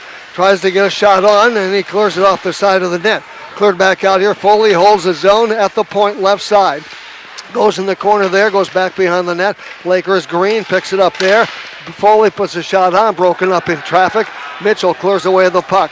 They'll go right side off the far rail for Putz. and he dumps it into the Lakers zone with 10:57 to go in the second period. Lakers up 2-0 if it just tuned in. And of course, Daly is down there, Putz is down there for Mitchell, and going after that loose puck for the Lakers is Bramer. Bramer clears it back behind his own net, and the Lakers will clear it, break it out here. Too far for Green, goes into the Mitchell zone. Now they're icing the puck called here against the Lakers. Lord is out there. Lakers get out there with Kranz and Beebe. And of course, also for the Lakers, McBride. Face off to the right of Owen McBride. Off the face off Bickerstaff. Lakers win it. This is Kyler Krantz. Goes to the blue line. Kicked back in though, that time by Lord. Lord lost it in the neutral ice area. Krantz goes after that puck. They clear it ahead. Comes off to the Lakers. Not Beebe, but Sheehan. Comes out here, picked up here by Mitchell, looking for a centering pass. Bickerstaff, Lakers clear it away. Nice job that time by McBride. They clear it out to center ice, working hard down there, of course. Is Grosstedt here, hounding his man into the boards, but staying with it was Parker Sheehan. Sheehan doing a great job stick handling that puck, using some time on the clock. Lakers looking for a centering pass. Bickerstaff clears to the far rail. Lakers get to it. Backhander clears it into the corner. Picked up here, of course, by Arnold. Loose puck over there, picked up by the Lakers. That was Beebe, skates in, puts a shot on, he scores! Beebe at 9:45 of this second period. Beebe doing a nice job there with puck handling all by himself, went through a lot of traffic, and it looked like he was going to give it up to a pass over there, and he just flipped it in with the backhand. Pretty nice little play. So unassisted for Beebe, and the Lakers have a 3-0 lead. Though they've been outshot 16-10. Allard out there right now, Lakers with that puck, and it flips into the Lakers zone. McBride clears it to the neutral ice area. Allard clears it into the zone. Going after that, a pair of 29s. Allard goes after that loose puck down there. Looks for a wraparound shot. Gets cleared in the corner. Foley stays with it in the corner. Picked up here by the Lakers. And that, of course, is Ostead. I can't quite get his name either. Back it comes the other way. Shot on a bullet. That goes wide. Ricochets way out here in the neutral ice area. Lakers pick it up. And this is Ostead. Down the right side he goes, looking for a centering pass off a stick of Evans. Cuts up over the glass and out of play at 9:06 to go in this period. The Lakers with goals by Green, Boomsma, and now Beebe in the second period have a 3-0 lead. Nice to have you with us tonight. Game being brought to you by Pizza Ranch. And of course, we'll be back here next week from tonight. Watertown hosting Huron. Boomsma in the face-off circle to the left of Yerke. Lakers don't win the draw. Comes up here, flips up over the glass. Almost out of play. Kept in by Boomsma. They'll do it again. 9:02. So Boomsma facing off down here against a Mitchell player. Couldn't quite see who that was. I do now, and that of course is Elstrand. And there's a race for that loose puck in the Lakers zone as Daly was going after it. As well, of course, Parker Sheehan. Parker, though, they list him as a defenseman. Seems like he plays an awful lot in the Parker Sheehan, as a senior, he's really matured. You can see that already. He's really an active part out here. Yep. Booms him off the face-off, play it back in the corner. Arnold got it there, jumps over a Laker stick. Picked up here, of course, by Mitchell, putting a shot right on, kicked out, of course, that time by Owen McBride. Loose puck, Lakers zone, picked up here by the Lakers. Skating hard's Bowling. Bowling with that puck, hounded by Peets in the corner, plays it off the boards, getting to it now, of course, is Braber. Lakers get to that puck right now, picked up here by Green, settles things down, rink wide pass onto the stick of a teammate, long lead pass, that time a little too far for Boomsma. Lakers called for icing the puck at 8:18. 17-10 shots on goal Mitchell, but Watertown on the scoreboard with a 3-0 lead. Nice crowd tonight for this game. It really is for their opener. It's a pretty normal crowd, all things considered. Yes, yeah, you're right. So Beebe on the face-off there, works down there against a Mitchell player. And that was Sabers. I should have known that. Tristan Sabers picked up here, of course, by Evans. He can motor, but overskates the puck. Picked up here with the Lakers trailing on the play. In over the blue line, this is Tommy Foley. Left side, he knows what to do with a hockey stick and a hockey puck because he's had all kinds of brothers and sisters to teach him. Although I think most of those will anyway. And it comes out here at the blue line. Picked up here, shot right on. Knocked down by the Lakers off the near board. Getting out there, of course, was Sabers. Picked up here by the Lakers. This is Beebe. Skating right side, skating in, trying to get a shot on. Shoots. And it was blocked that time. Loose puck goes to the far side. They clear it back out neutral zone.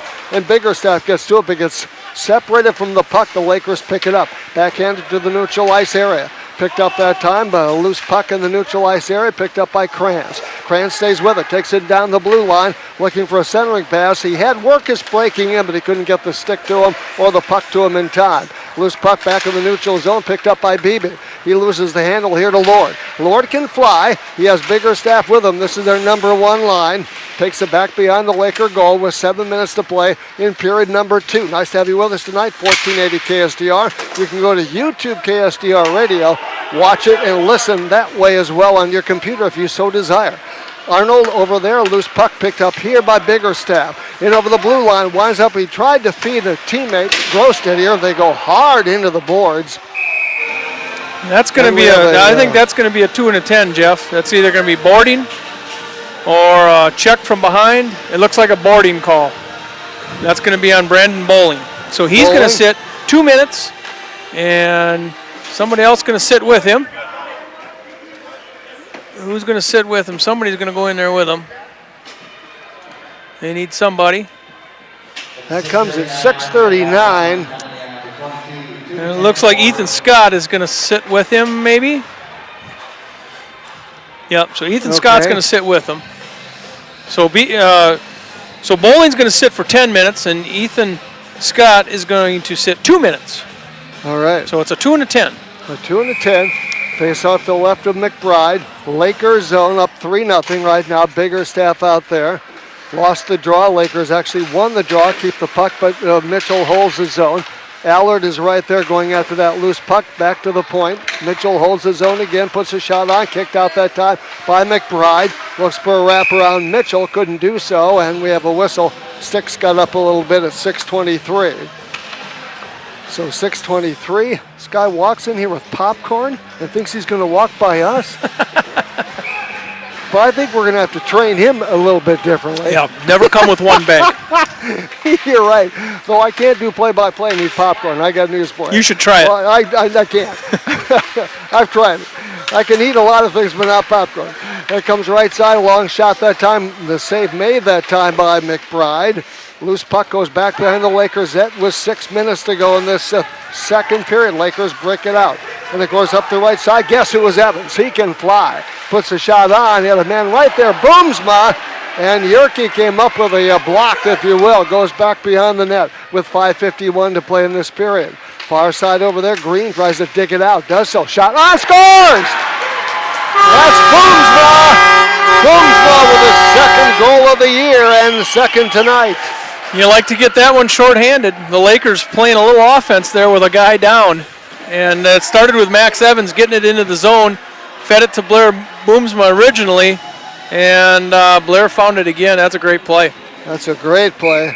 It's one you like to see. Nothing sweeter in hockey than to get a shorthanded goal. Yep. That's my opinion. Nothing worse than the opposing team. Yeah, hate to say it, but yep, it's that's true. The way it is. That's just how it is. So a 2 and a 10, they're going to keep the guy in the box. So they're still going to play a man down. They're still playing a man down. Yerke stops that puck. Long pass in the the Mitchell zone.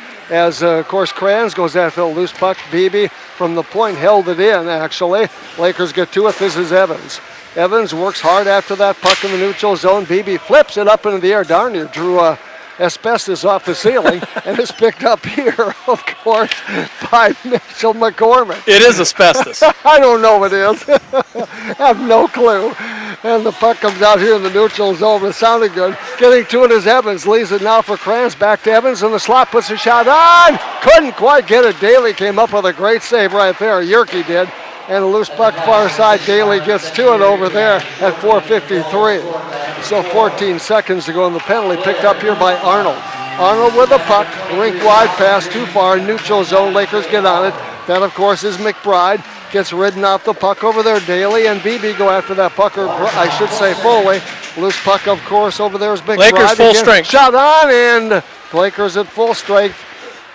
Boy, high stick right there. And we're going to get a penalty on a Mitchell kid. That's going to go on Arnold, I believe, but I could be wrong. I'm not so sure. Yeah, it is. I think Arnold's going to LSC. Let's see for sure. Who's it? I think it's going on Arnold. I don't know who's going on. He's skating right by the penalty box. I don't see anybody going right now, Jeff. They bypassed the penalty box. Well, that's okay. So a face-off coming to the right of Yerke. Foley will be out there. They're going to be out there. They're going to have to grab somebody out of the box here. A penalty called on Mitchell, and Mitchell said, we're not accepting. But they did now. The referees caught that one. That's Gross Didier's going to sit for 2 minutes for an elbow. That's his second penalty. So it's a Laker power play with 4:29.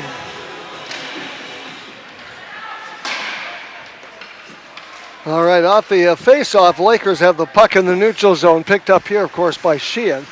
His pass ahead broken up that time by Mitchell. That was Elfstrand. Loose puck knocked down by the Lakers. They hold the point on this Sheehan. Rink-wide pass behind a little bit Foley. Couldn't quite get to that puck. Runs his man into the boards. That's Lloyd. Clears it back to the neutral ice area. Lakers pick it up. Parker Sheehan with the puck right now. Neutral zone, puts on the gas, goes across the blue line down the left side. Got a little bit bumped off the puck, but he stayed with it.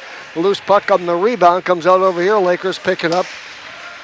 This is McBride, taken away from him, and Mitchell clears it all the way down the ice. 1:13 to go in the Laker power play, 3:39 to go in the period. Lakers with 2 goals in the first, 2 goals in the second, and right now 4-0 lead on Pizza Ranch night here at, of course, the Mace. Loose puck put on right there and breaking in on the goalie that time. And the goalie, Yerke, of course, made his presence felt and stopped the shot. Parker Sheehan slid into the goalie there, and some of the Mitchell folks didn't like that too much. Nope, and he got out of the mix of players right away, didn't he? Yeah, he started it, and he was the first one out of it. Yeah, that's right. Everybody else was fighting. They didn't even know what they were fighting about. Where's the guy that started this thing? He's already on the bench. He's already on the bench. Green will battle here, and let's see. Actually, I think it's Bowling, not Green. Well, Green's out. That was Green. Okay, it was Green. Good. Sometimes it's a little hard to tell, and Green with the puck right now, the far rail, takes it in the corner, circling around, works against Biggerstaff. Shot on, kicked out that time, paddle save. That time by Yerke. Lakers with Allard, looks for Evans. Evans with the puck, comes back over here. Lakers, Green, shot on, he scored! Allard with a puck, and away, a goal for the Lakers. That's Green to Allard. Allard was just sitting on the back porch there for quite some time. I saw him sitting there, and he got a great one-timer from Green.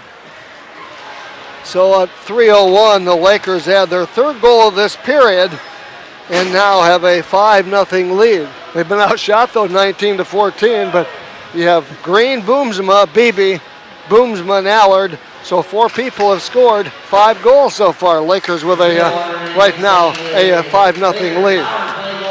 Next one, of course, if it gets to that point, when it's a 6-point difference, becomes a running clock.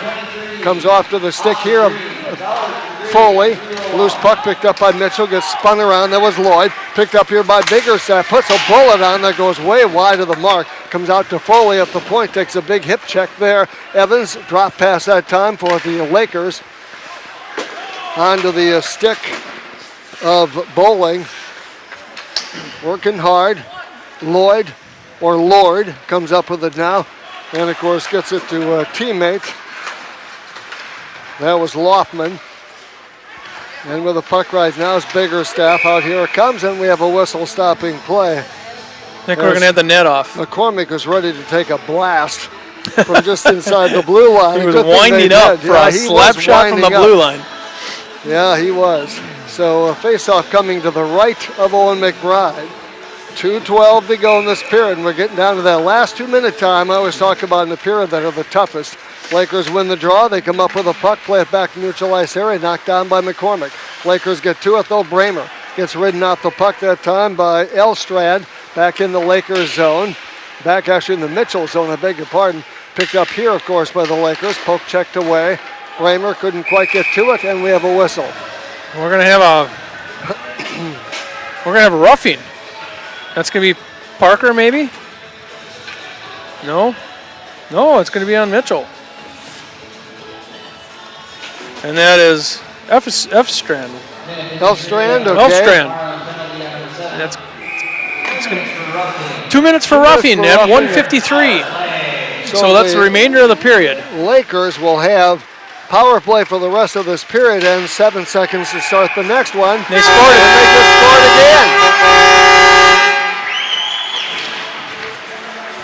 That was a goal scored by Lakers. And I want to say that was Green. Yep, it was Green. So Green gets from the circle. Second goal of the season and his second tonight. Lakers now have a 6-0 lead. So now it's run time. It's run time right now. Lakers at the out here have Austed in the face-off circle. Putz goes after that loose puck.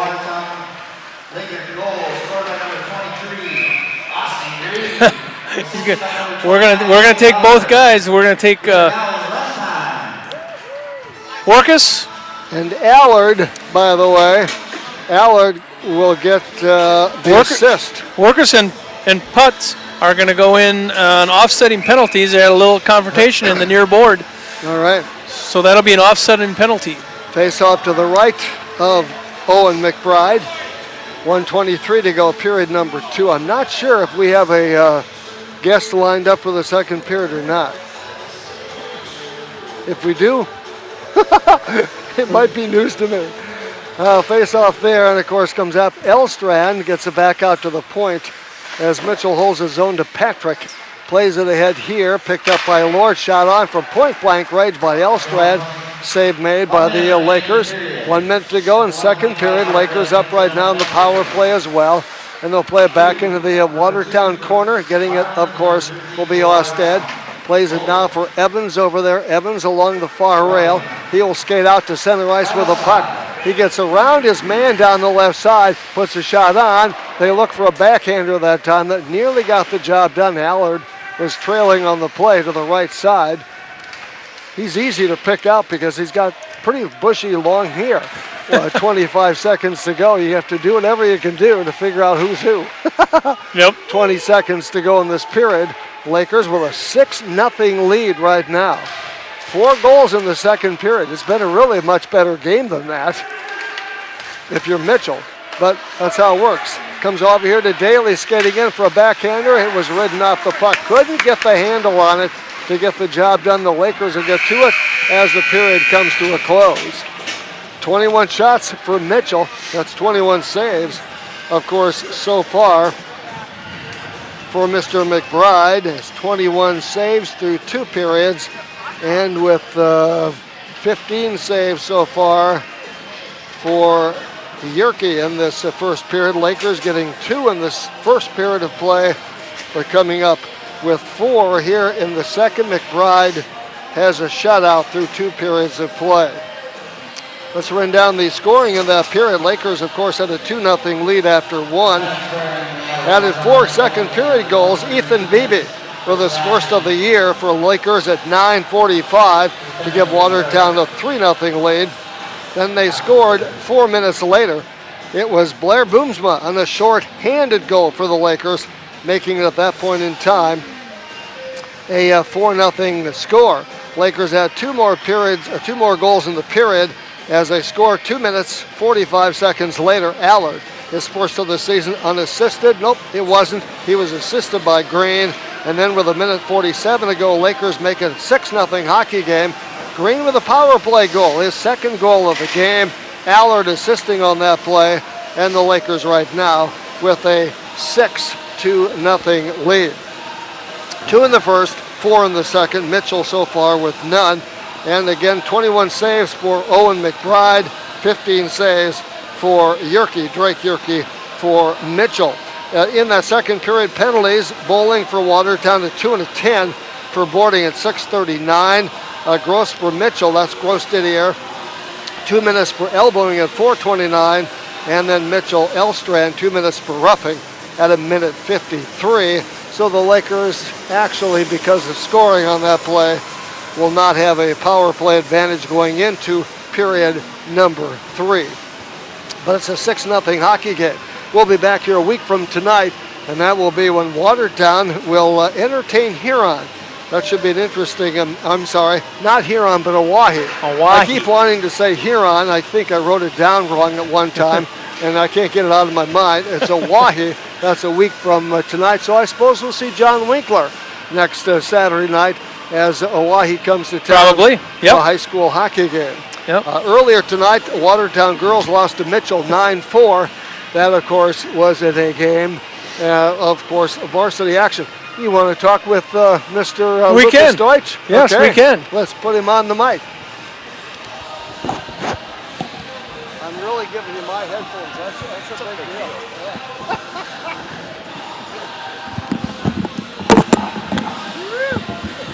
We were all sorts of tangled up there, Lucas. Now everybody's got their headphones on properly. Lucas, I kind of called you up here in the last minute because we needed somebody to fill this space. Well, why'd you have to pick me? Well, I can't think of anybody better. I don't know about that. So, Lucas Deutsch, you've been around Laker hockey for a long, long time in lots of different capacities. And the capacity you're in right now is, when I was on the board, it was a coach's chief. Is that still what we call it? Yeah, coach's chief, chief of hockey, however you want to say it. Chief, okay, so basically what you do is what? I take care of the coaches, make sure the players are learning what they need to. Anything anybody really needs, I kind of jack of all trades for a lot of things. But main thing is player development and making sure our coaches are doing the right thing. So you're asked to keep track of how many kids in this association right now? 150, not counting under the age of 8. So wow, so you're talking probably 200 kids? Probably close, yeah. And I think that number has probably stayed pretty true for all the rest of the year. So you're trying to keep continuity with all these levels and all the coaches. So the Pee-wee is going to learn what the JV kid learns and so on and so forth. Yep, it's basically a trickle-down effect or a trickle-up effect, I guess if you want to call it.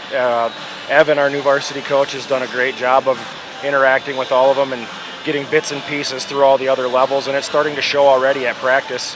And in these first games and preseason stuff we've played, you can see some of that already working. So yeah, that's good. It's got to be some sort of satisfaction when you came onto this position. What, 3 years ago, maybe 4? I don't know how many. Yeah. 3 years ago.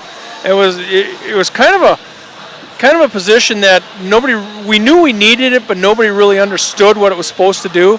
And it's got to be real satisfying for you to finally see some things happening. It is. That was one of the things that we talked about. It was going to be 3 to 5 years before you'd start to notice anything that was any different, and we're just starting to see it in the 3rd year. So by the end of the year, I hope we see it a lot more, and going into the 4th year, it's going to be very prevalent. So yeah.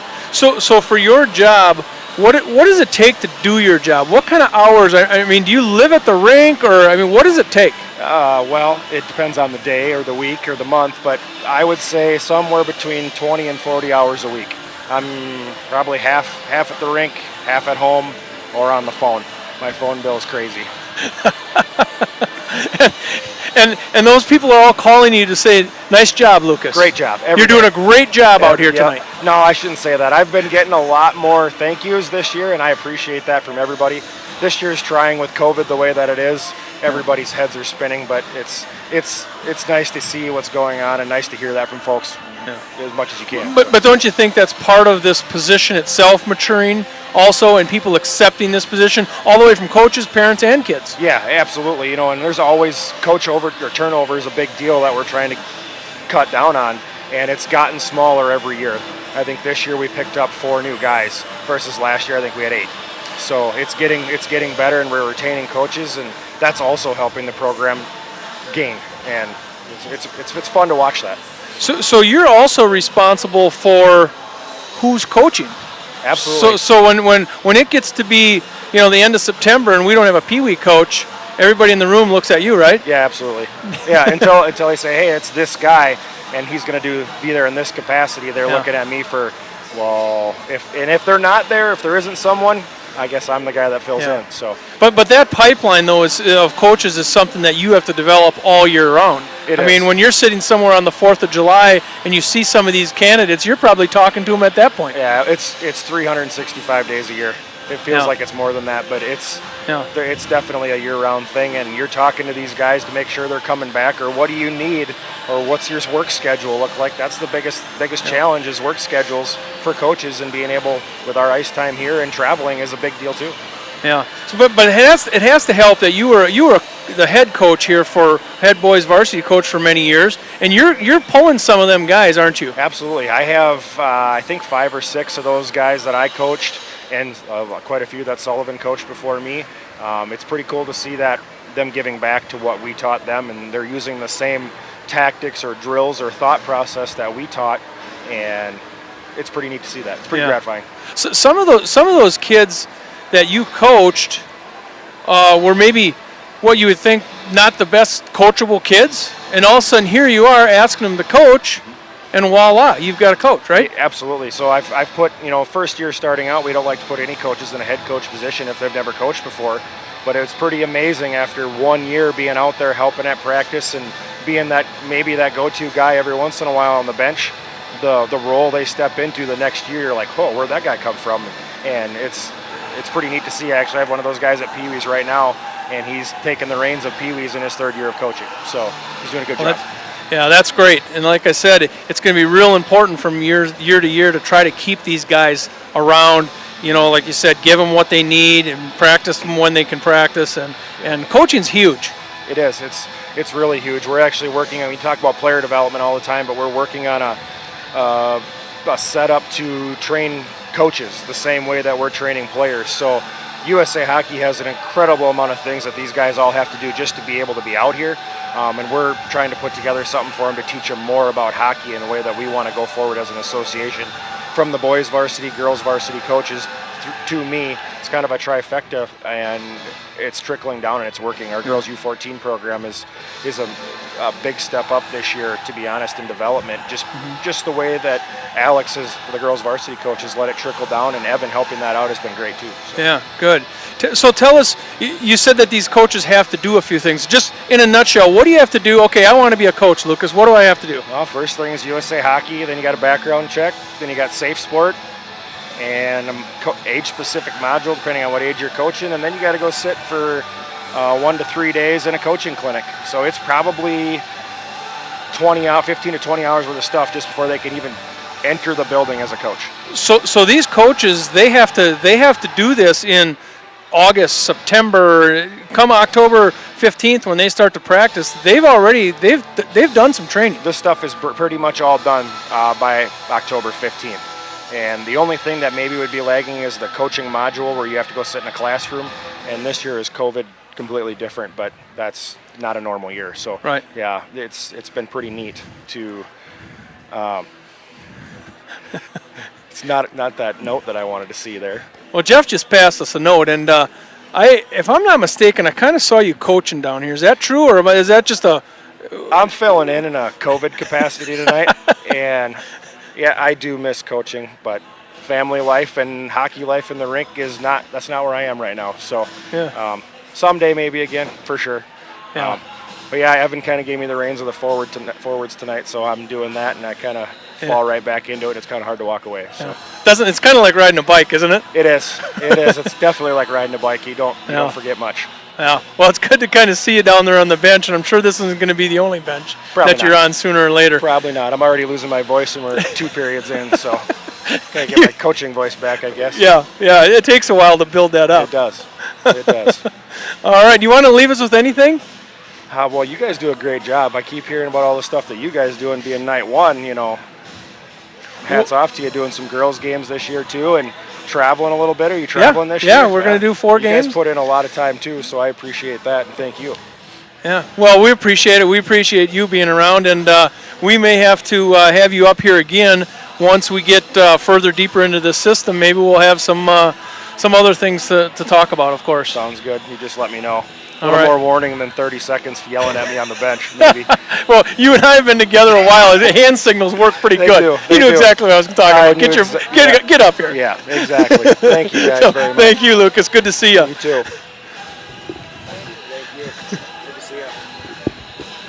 Lucas Deutsch. He's kind of a mainstay here in Watertown hockey right now. Well, he has. But And the thing that I find most interesting about Lucas is I always enjoyed him as a coach and getting him on, talking to him. But I think stepping away as he has the last 2 years from coaching and being in charge of all the coaches and things like this, I think it'll make him a better coach when he comes back. Oh, yeah, absolutely. Because now he sees things that maybe he didn't see as a coach.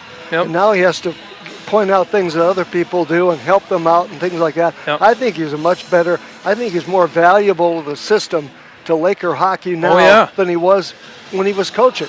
I think back to when I was on the board is when that position came about. They created that. And we as board members at the time were like, who are we going to get to do this? Well, Lucas at that time was the head coach.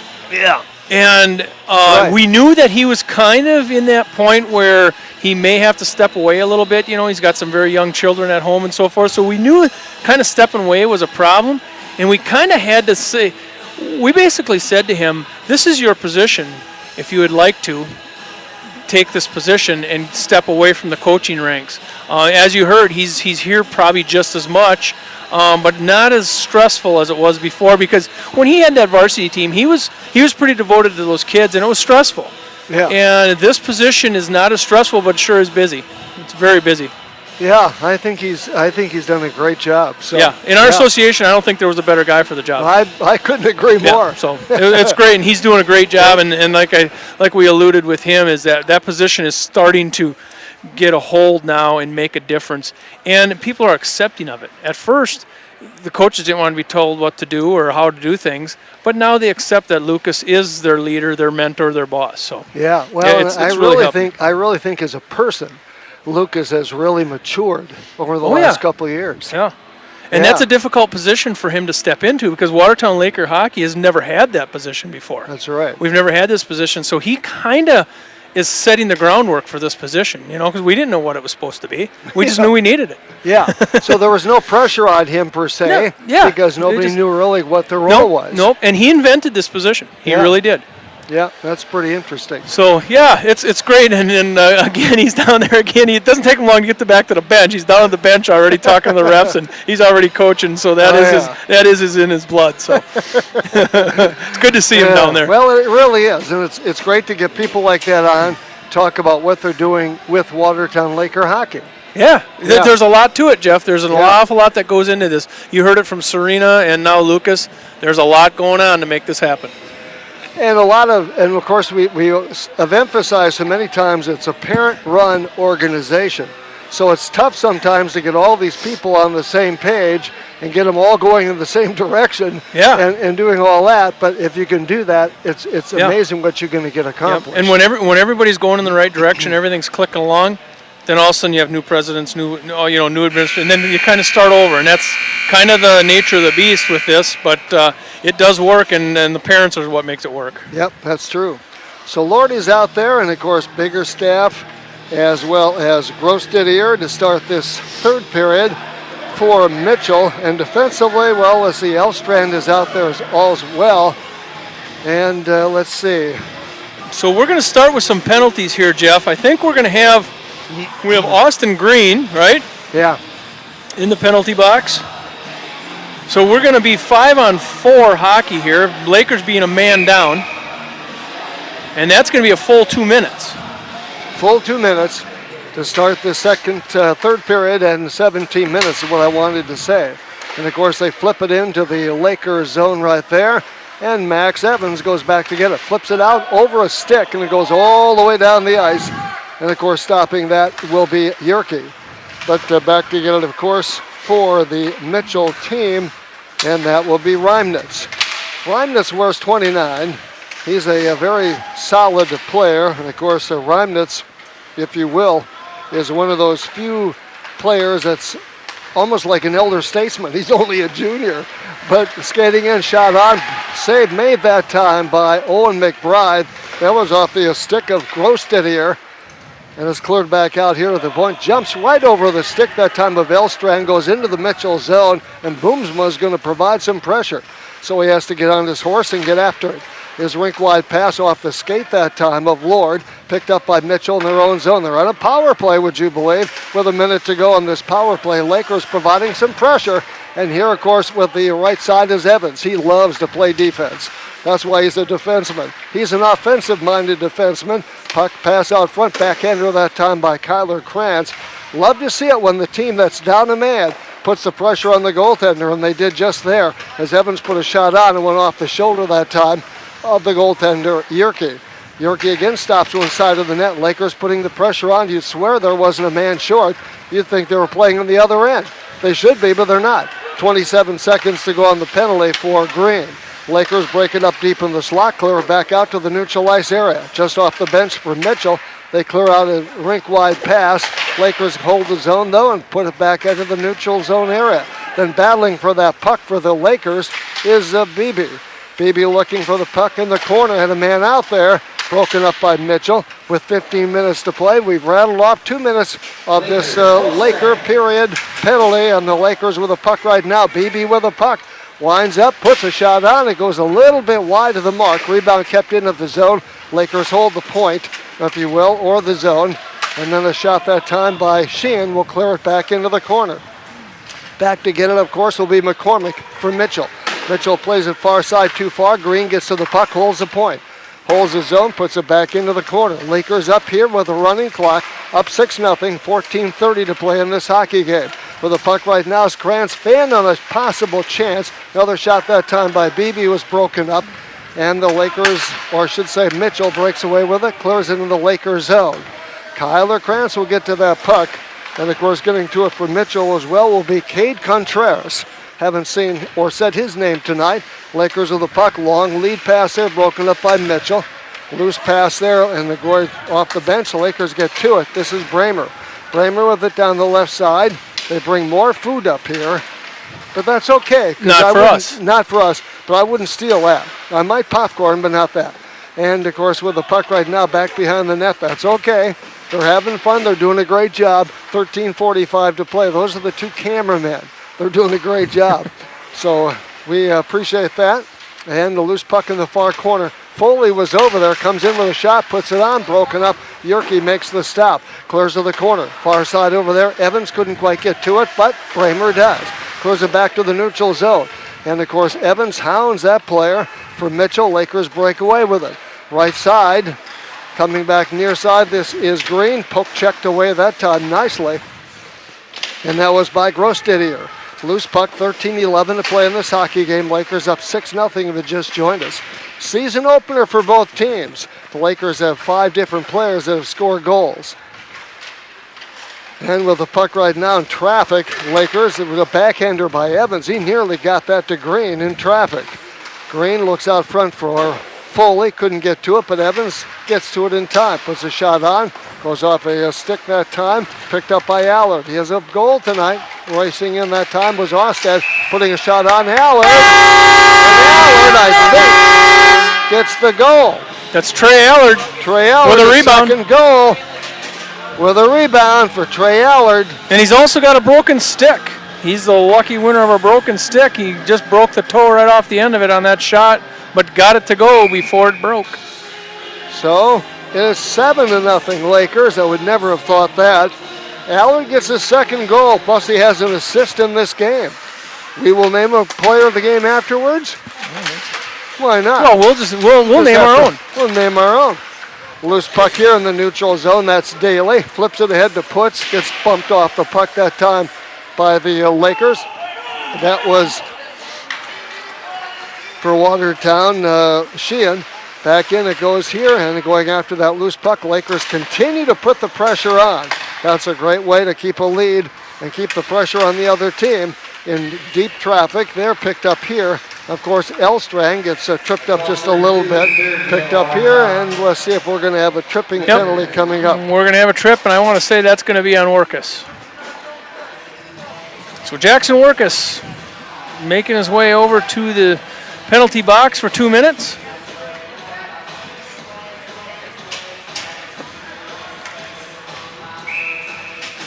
So face-off coming in the neutral zone just outside the Laker blue line. BB there, flips it ahead in the neutral zone, goes after that loose puck in the neutral zone. Evans gets over there as well, pokes it around the player, skates in with the puck right now, puts the pressure on, looks for a backhander. It's broken up as, of course, it is Yerke that makes the stop. We're going to have a penalty here too, Jeff, and that's going to have to be on Mitchell, I would say. Max Evans is all by himself. They're going to get somebody here for a hook. And that is going to be Gross Didier. Okay. I want to say that. Is that his third? That's his third. That's his third. He's in the box. I think he's just going to stay there. And that was a hook. That was a hook. So Lakers actually were both 4-on-4, if you will, at this point. And Bowling goes after that loose puck in the Laker blue line. Picks it up here, skates to the right side, tries to get around Biggerstaff, takes a little bit of a check. Arnold flips it back, broken up in traffic. Lakers get to it. Max Evans steps around Biggerstaff, takes a check that time. Pass out here. Biggerstaff goes after that loose puck in the Lakers zone, but getting back to it was Bowling. Good job, good hustle on his part. Takes it up the right side, tries to get around Lord, runs into his own man, Boomsma. Right to the left side over there is Arnold. Loose puck picked up here by the Lakers green. Flips it ahead a little bit to Boomsma, couldn't get to it. Mitchell intercepts it, picked up here by Sheehan. Puts a shot on, a glove save made that time by, of course, Yerke, the sophomore netminder. Grayson Bowling doing a good job down on the other end. He just basically wanted that puck more than the Mitchell player did. Yeah. He really did. Hustle. 26 seconds on the penalty, of course, to Workus. 51 seconds on the penalty to Gross Didier. Shot on that time, broken up off a skate. Loose puck again, put on. Lakers are right there to put the pressure on in the Mitchell zone, down 7-0. Lakers are leading, and Mitchell's trailing in this game 7-0. Out there right now, Elstrand working hard at the neutral zone, goes left side to Putz. Putz loses the handle in the corner, gets it back. 9:23, Watertown now at full strength. Mitchell a man down for another 23 seconds. Lakers with the puck right now with 9:16 to play, running clock. This is Foley. Foley stick handles the puck, tries to go around that man. That's, of course, Patrick. Couldn't do so, but that's all right. Loose puck picked up here by the Lakers at the Mitchell blue line. Backhander that time by McBride. Plays it back in the corner. Lakers with the puck right now. Shot on that time by Workus. Wouldn't go. Putz comes up with it. Clears to their left side. Foley comes up with it along the left rail. Backhander comes out here. Allard with two goals tonight, plus an assist. And loose puck picked up in the Lakers zone. This is Evans. Evans with the puck. Puts a shot on, and it's broken up that time. Nice save made by Yerke. He's been tested tonight, and the sophomore's done a pretty good job. And the loose puck comes back in the neutral zone. Evans gets to the puck. He's working down there against Lord. Picked up far side, Austed clears it back in to, I should say McBride, clears it back in the Lakers zone. This is Arnold with a puck. Stick handles over the Laker blue line. Looks for a centering pass, kicked out that time by McBride. 23-22, Lakers have the advantage shots on goal, but more importantly, with 8 minutes to play, a 7-0 lead. A Watertown player goes down, that's Workus, gets right back up. He's a tough kid. With 4 boys in that family, you have to be tough. Pass left side, puts a shot on, but it was actually broken up and goes into the corner over there. Picked up now, of course, by the Lakers. Off a stick there, Lakers pick it up. At the blue line with it right now, this is Sheehan. Puts a shot on, and the pad save made that by the blocker, by the goaltender. That's Yerke. Then they get it in, I think. Somebody got that. Who was it? It looked like Bowling, maybe. I think it was Bowling. Yeah, it was Bowling. You can usually tell by the reaction. Rebound. And it was a rebound. It was bouncing around for a long time.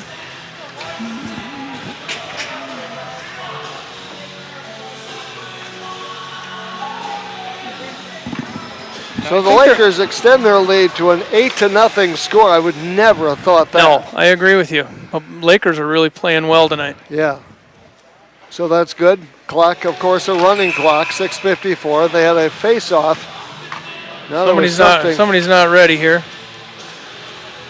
Puck was dropped, and I think they're still looking to see who. Maybe somebody said something they shouldn't have. Well, that happens. It does. Green wins the draw, but he lost it to Bowling. Picked up here. Oh, Lord puts a shot on that goes wide with a bullet. 6.5 minutes to go. Puck goes to the far side over there. Green goes after that loose puck, as does Lord. Picked up over there. Could get a little chippy now that it's 8-0 score. 6:18. That's the one thing you've got to watch. Getting a little chippy by both teams. Hope not. Back in the backhander in the neutral zone. Picked up here, of course, by Grosted here. On it comes to Lord, and then, of course, the Biggerstaff. He's a big boy. You don't want to run into him. Somebody did. Yeah. And picked up here, of course, by Greenback with a nice back check to help out. Takes it back behind his own net, 5:53. Watertown just wants to basically kill some time here. 5:48 clock running and a running clock with an 8-0 score. They're going to take two guys here. They're going to take Biggerstaff. That all stems from the collision that we had at the blue line. Can't take a hit. We hear everything when they go in. We hear everything when they go into the penalty box. Biggerstaff is a big boy. And that's going to be Bowling. That's his third because he had a 2-10 if you remember right. So he's done. Biggerstaff kind of hit him out on the blue line and kind of just trickled down in front of the net, and the referee saw it and took them both. So Bowling is done. Clock is stopped at 5:25 left in this game. 26-22, Lakers with the lead on shots on goal and the scoreboard 8-0. They will host Owyhee next Saturday night. Was timeout Lakers? I think it was timeout Lakers. Oh, timeout Mitchell. Okay, Mitchell took a timeout. Mitchell's going to take a timeout. So in an 8-0 game, you said it earlier, I never expected this. No. I mean, and actually in this league, you don't see this very often. No. Well, and they played last year to a 3-3 tie, and then Watertown won 6-1. But you know that's a long time ago, and a lot of players ago because some of those players are gone. So face-off coming to the left of Owen McBride here, Lakers zone, and of course it'll be Elstrand to face off here for Mitchell. Here's Arnold behind him, Daly behind him. Lakers actually win the draw. Comes out here, they flip it out to the neutral ice area, onto the stick of Krantz, skating in, puts a shot on, blocked that time, nicely by, of course, Yerke. Loose puck comes out here, Mitchell gets to it, Lakers poke it away. Boomsma at the Mitchell blue line, takes it back in the neutral ice area. And Daly couldn't get to it, and we may have somebody offside with 4:40 to go in this hockey game. I think we're going to have an elbow. Larry Boomsma ducked a check over there. Yep, elbowing. Yep. He missed him, but it's still an elbow. You don't have to connect. He stuck out an elbow. Blair Boomsma ducked it. And that's number 14's going in the box for Mitchell. Okay, and that would be Connor Delahant. Connor Delahant hasn't played a lot tonight, but he got in there that time. Enough to commit a penalty. 4:19 on the clock. Loose puck, Lakers try to stuff it in, and Green get a hat trick tonight. He was trying. That He puck sure was loose in front there. He knew it was loose the whole time. He has 2 goals. Allard has 2 goals. BB, Bowling, Boomsma, the B line. Well, it's not all, but. Well, we're going to have a slash here. On Austin. 4-on-4. Austin Green. Austin Green's going to go in the. He's going to go into the penalty box. They must have got him for slashing. Maybe that puck wasn't as loose as what I thought it was. Maybe perhaps the Yerke had it, and I know Green was swatting at a puck down there. All right. Well, again, when you get a score like this, as lopsided as it is, then things get a little chippy, and you hope not. 3:50 to go in this hockey game. Lakers Allard with a puck. He has 2 goals and an assist tonight. Takes it up the right side, tries to get around Arnold, puts on the break, and Arnold goes down. And it comes over here, rink wide pass to Boomsma. Boomsma takes to the corner, near side, puts a shot out front. He had Evans right there parked on the doorstep. comes out here for Kyler Kranz. Kranz with a puck near side behind Boomsma, has to shake it down, and Mitchell comes up with a puck in their own zone. And then putting some pressure on McCormick was Boomsma. Boomsma looking for a centering pass. Kranz put a shot on, broken up in traffic. Mitchell has the puck. Arnold carries it away, takes a big hip check that time from the Lakers, and Watertown comes up with it. This is Evans. Skates in, puts a backhander on, and they score! Evans has been at it all night and finally got one to go at the 2:57 mark. He's had some really good shifts tonight, Jeff. He's not scored, but boy, has he put the pressure on. He really has. He finally found it right there and found the 5-hole, and he deserves that goal. Yep, he does.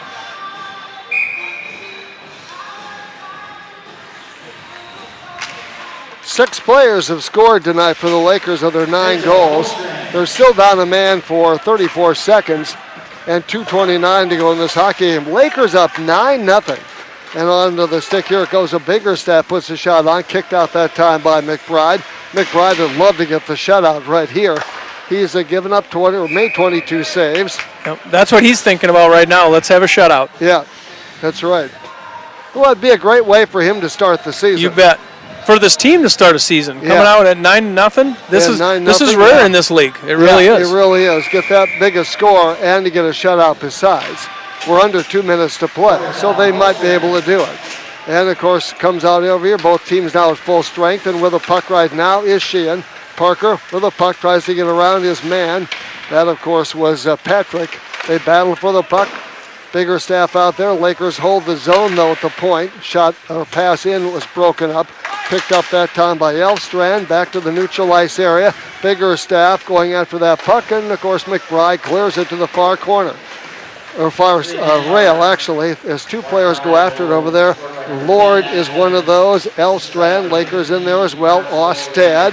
Elstrand, Ostad, boy, they get them all. And, of course, picked up here by Foley. Poked away that time, trailing on the play. Lakers, that was Ostad, puts a shot on. I think they're going to waive that. I think they're going to wave that one off, too. They are. They're going to get an interference help on Foley. He got kind of tangled up there and kind of held on to the player a little bit too long after he lost the puck. All right. I got a feeling it's going to be interference. Interference on Foley. Yep, he's done for the night, but only 54.9 seconds to play. We'll be back here next week. Owyhee comes to town. That's an 8 o'clock face-off. We'll be on the air about 7:50 or so with the pregame show. Thanks. Oh, he did have got elbowing. Okay, First Premier Bank for being the sponsor, being the pregame sponsors on both games today, and of course also to Pizza Ranch, the sponsor on both broadcasts tonight and this afternoon. We're going to get a roughing call down here, Jeff, or a cross check on Krantz. Lakers at this point just need to let this thing go. They played a good game, 9-0. Yeah. We have run time. They're talking about the clock, keep running. Yep, and they're going to do that. Yep, they're going to keep it running. Keep it running. So we're down to 24 seconds. Then they stop it. 25, and they're just gonna check things over, and the clock's just gonna run. Okay, 16 seconds left, and Daly fans on a shot. Lakers get to the puck with 10 seconds on the clock. Evans goes, I'd like to get another one. Splits the defense, skates in, puts his shot on, he scores! Evans gets it with Max Evans with a pretty nifty play there. He wasn't quite done. And he's got a big smile on his face. He took that down between about 3 or 4 guys, and that was a pretty one, Jeff. That was a pretty one indeed. So 2 goals in the first, 4 goals in the second, 4 goals in the third. They win 10-0. Let's see.